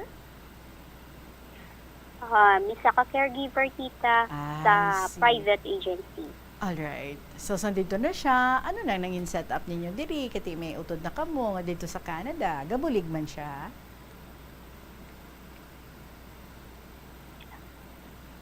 Madam, batian mo ako da? I'm sorry, tita. Suliton ko? Suliton ko? problema ang signal. Okay. Please pardon, tita. I'm sorry. Siling ko paano nang setup ninyo diri sa inyo kamo, si nanay mo, si tatay mo, kamo nga mga maglulutod kay ti nakaluyan nga nakalakat na dito sa Canada ang imo nga magulang. I was asking if nagabulig man siya diri sa inyo. Yes, tita. In the first year, medyo tanan niya kita ginbayad sa sa mga kautangan, tita, and then the next year, so dira na kami nagamat-ama, tita, nag-improve na nga mo niya financial support. So nag-okay na kami, tita. I see. So kanami, no? Because nga ginhibakasan man so inyo ginikanan nga ang tanan nga financial needs niya para nga makagwa dito siya nasabat gid nila. Pinaagi man sa ilang effort. So dito na nakatrabaho ng imong magulang. So nagabulig di siya kanami kay ginubos sa anay pamayad ang tanan nga mga kautangan sa iya nga paggwa dito. And after that, nagabulig na siya sa inyo nga pag-eskwela. Tiki mi abroad na kamo, ang mga ginikanan nyo, nagpahuway na? Or sige gihapon? Sige hapon, tita. Sige ila work sa farm. Kay hindi nila ma-stop ang ila pagtrabaho. Kay ang reason nila, tita, dira sila nagakuha sa ngamon nga support, ngamon nga source. Kumbaga, para sa ila, lifetime na, tita. Hindi na sila mag-stop. Oo. And because hindi mo sila luyag i-burden, gid siguro to ang inyong nga magulang nga siya na lang when do kaya pa Manila and ara pa man ang inyo nga uma. So buligay sila sa magulang mo kag ang imo nga mga ginikanan. Amo na nga tanan kamo napakursuhan. Teacher gid ang luyag mo nga mangin ang luyag mo nga mangin sa ulihi ever since amo ganang imo nga ambition. Actually, tita, no. My first choice is medical. So, What happened? Since nga may mga utod pa ko upod sa pag-eskwela, so hindi makaya ang medical course nga i-take, tita. So that's why talk lang ako sa ako niya parents, I will take education na lang para mas lapit Para mas lapit sa ila. And then nag-go naman ako. So hindi kas diri sa city eskwela, dira lang sa inyong lugar? Yes, tita, sa next nga town. I see. Kag nanging teacher ka gid, di ba? The same year nga nakagraduate ka, nakapasar ikaw sa LET. Istoryahay kami. Yes, tita. Istoryahay kami, please. Paano ikaw nga nanging teacher? Sa college ako, tita, para ma-feel ko nga hindi dream course ko ang gintay ko. So, bali, nag-apply ako as a volunteer sa RCY or Red Cross Youth. Para ma-feel ko nga isa ako medical. So, gindungan ko siya, tita. Until na-love ko naman ang ako na kurso. And then, always man ako push sa ako niya mga utod na tapuson ko na lang ng kurso. So, napadayon, tita, nag-graduate ko 4 years. Wala. Makusang back subject. Tayo yun nga, naka-eskwela ako, sa naka-take ako board exam, nag-review ako sa city. So, bali 2 days ang ako review, tita, sa city. And after 2 days, napuli naman ako. Every week na siya, tita. So, it's almost 6 months. Nga kon nga routine, 2 days ako sa city. And then, mapuli naman ako dito sa amon. And then, balik naman kami sa city. Hasta sa nagwa ang result, tita, nakapasar man ako. Wow, congratulations, Kid. Sa imo pala imo edad sa nanging teacher na ikaw? 21, tita. So, pila ka na ka-years nga nag-teach? 2 years na ako nag-teach, tita, sa isa private school. And then, naabutan ako, tita, sa isang pandemic. Oo. After a year nga naka-take ako board exam, so nag-apply ako sa isa ka private school man diri sa amon. So, wala ko nakasulod kay limited ang students na nga. Wala na napadayon, tita, kay modular na ang kaya nag-pandemic na. So, isa ikaw ka elementary or high school teacher? Elementary teacher, tita. So far, are you enjoying ang iyong mga teaching job? Pardon please, tita. I'm sorry. I was asking kung gina-enjoy mo man subong ang iyong mga teaching job. Nga hindi mo first love gid nga course, pero you learned to love it. Yes, tita. Gina-enjoy ko na.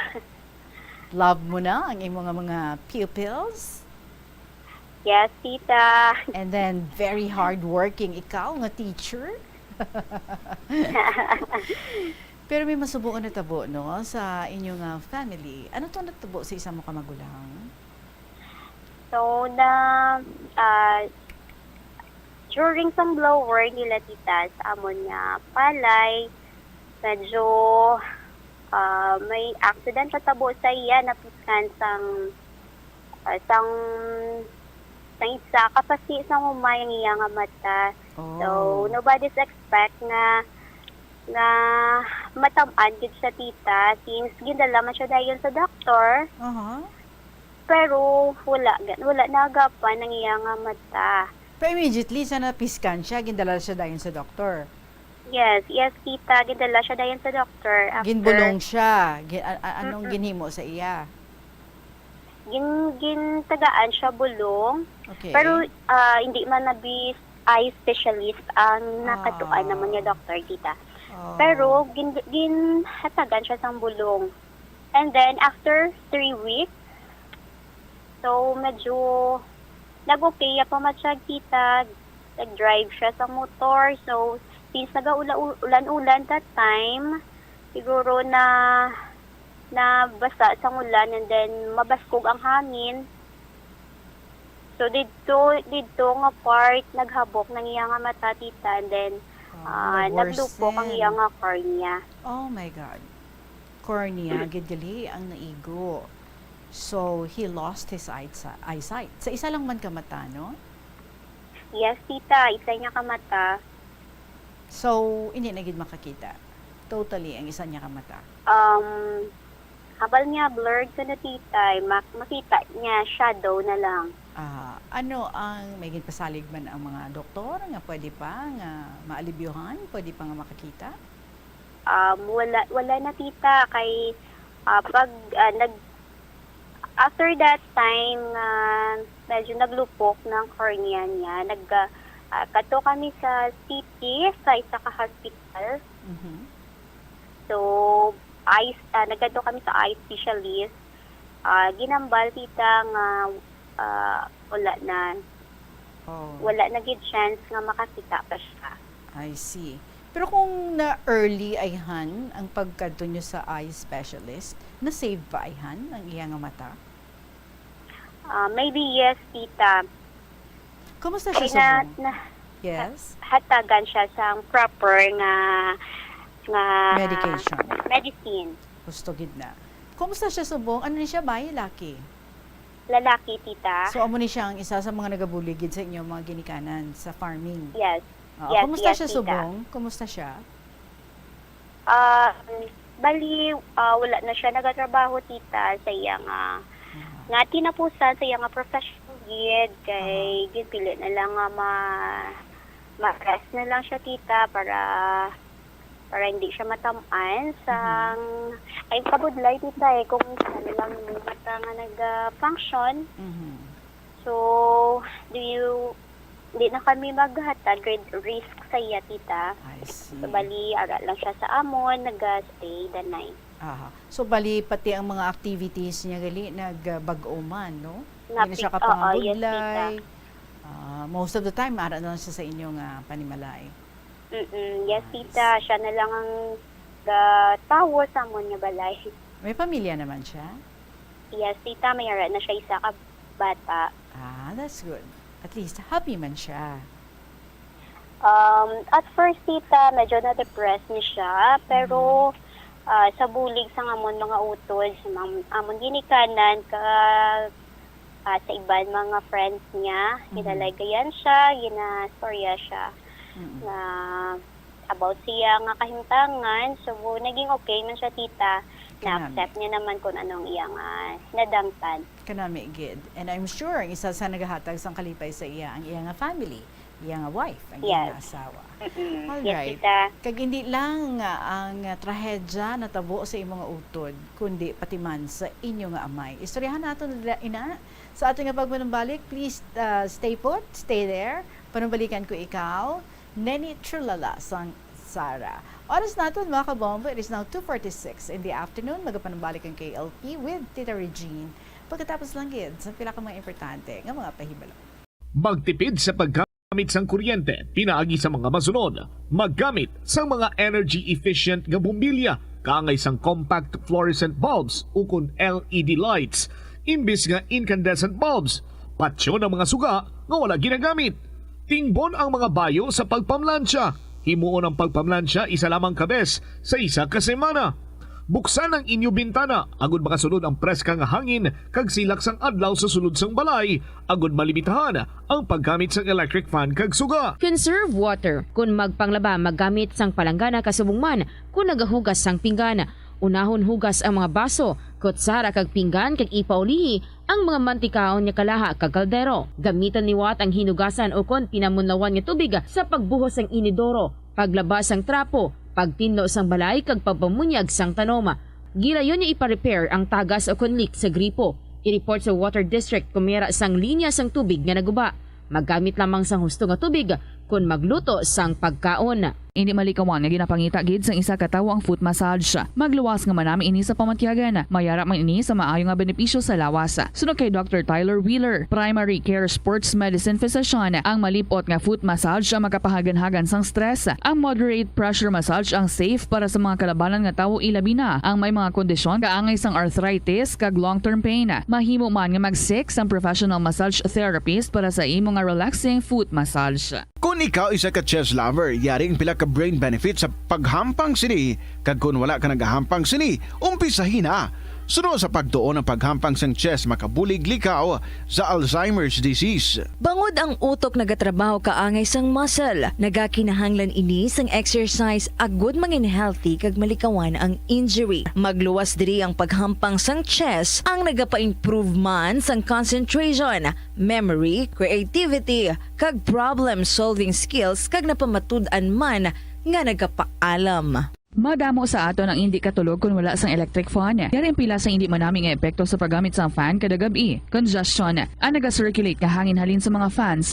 Ang makapadry sang baba, ilong kag tutunlan. Allergies, masami nga madala sa hangin ang mga yabuok na naga-trigger sang allergies. Makatugas ang muscle cramp ang hangin nga naghalin sa mga electric fan. Amo nga kun kaisa, may eksperyensyahan ang masakit nga lawas kung magbugtaw. Importante man nga regular nga tinluan ang fan blades. Agod masigurado nga hindi ini pagkiniran sang yabuok. Sa patatas, masami ginahaboy na lang nato ng panit. Suno kay Dr. Cynthia Sass, isa ka nutritionist, ang panit sang patatas na makabulig sa increased potassium intake. Ang potato skins nagaprovide man sang source sang iron nga isa ka essential mineral nga ang primary function nagalakip sang pagsuporta sang red blood cell function. Ini nga cells nagakontain sang dako nga amount sang hemoglobin. Ang protein nga nagabind sa oxygen halin sa ginahaklo ang hangin kag ginadala ang oxygen sa bilog nga lawas. Yari ang mga household level fire safety measures nga dapat tandaan agud makalikaw sa sunog sa balay. Hindi magbutang o kung magtipon sang flammable substance o kung chemical nga makatugas ang sunog sa kusina o kung sa sulod sang balay.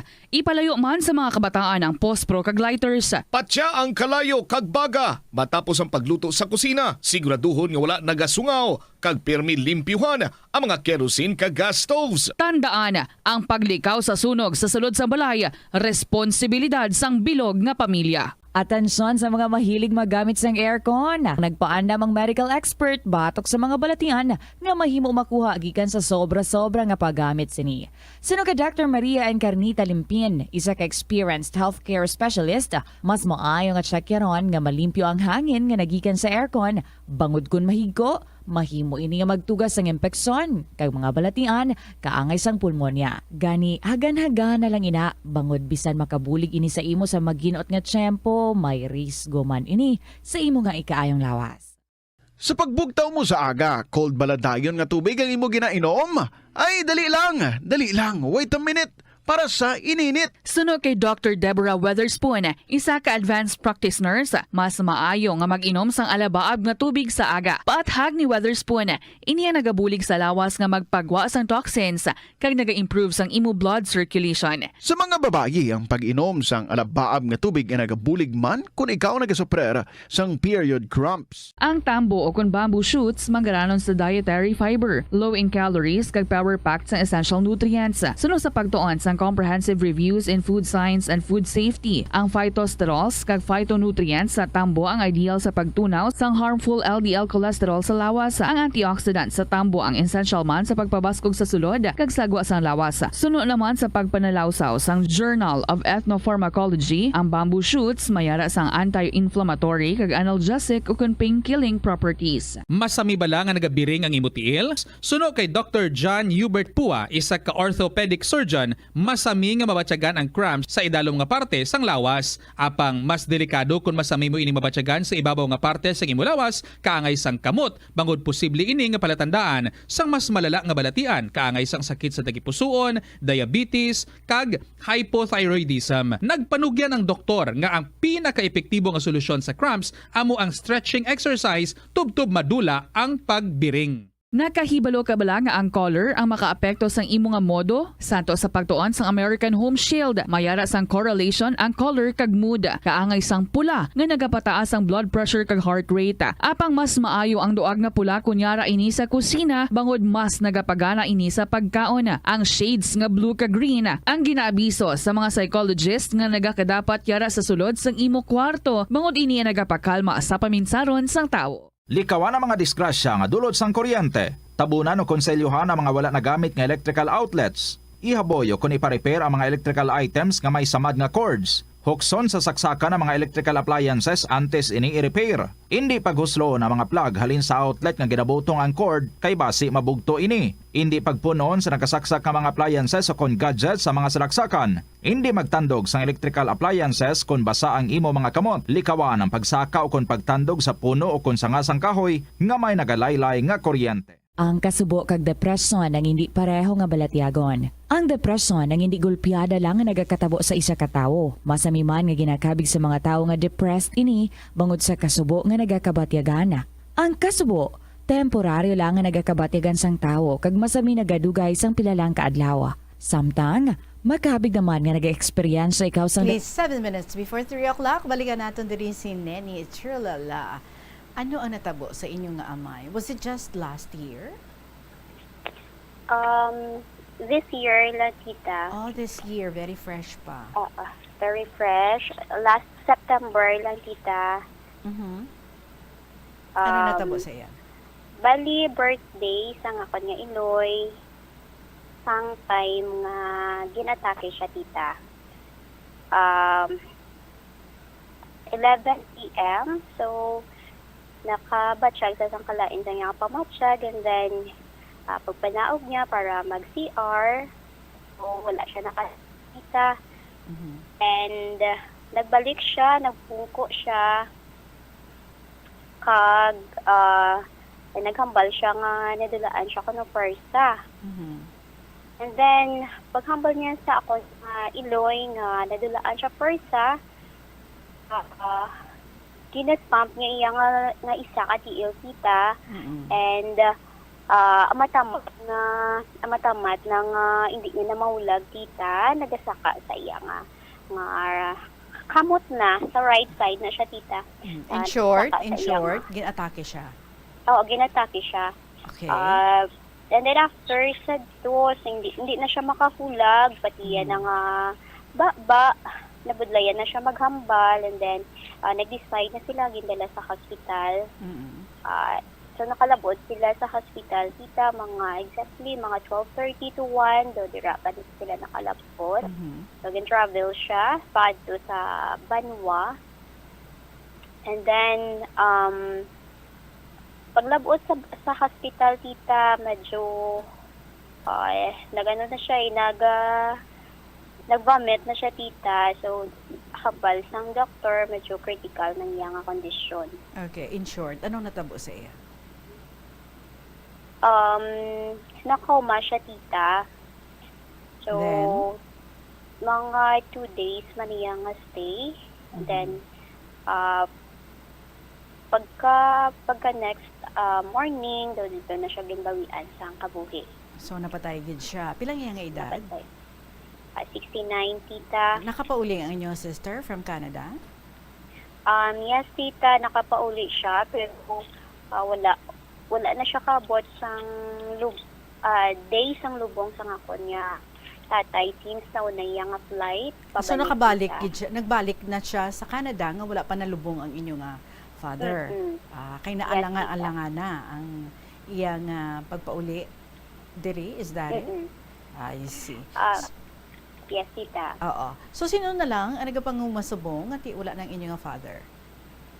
Bali ang ako na lang nga mother, tita, ang tanan niya nag-manage sang both humayan kag maisan, tita. Sige pa siya panrabaho sa uma, or lantaw-lantaw na lang? Nagatrabaho sa gihapon, tita. Hindi gid naman siya mapastop sa iya nga pagtrabaho. Hindi gid masaway, ha? Kaya nga ako, no? Kay pastime niya na, tita, and then siguro since fresh pa ang pagkadula sa ngamon nga tatay, siguro, tita, ang iya nga kasubo ginapaupok niya na lang sa pagtrabaho. Naging outlet niya na lang ang pagtrabaho. Pero tihagan-hagan man siya, ha? Pila na iyang edad? 58, tita. Okay. 58? 68 pa lang 68. siya. Kumusta naman ang mga magulangan dito sa Canada? May family na? Wala pa siya family, tita. Okay. Single man siya. She's taking her time. Kumusta ka mo sa mga magulutod? Pila na ang may pamilya sa inyo?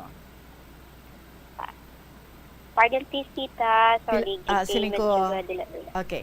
Kumusta ka mo subong nga mag-ulultod? Kag pila na ang may pamilya sa inyo? Bali, 4 ang may family sa amon, tita, and then 4 man ang single. Okay. Langin successful ka mo, like nagkakurso ka mo, kag nagkatrabaho ka mo, bangod sang kapisan sa inyong mga ginikanan. So kaswerte gud sa inyo, no? Kay suportado gid kamo sang inyong mga ginikanan sa inyong pag-eskwela. Anong liyag Yes, mga ihambal sa ila?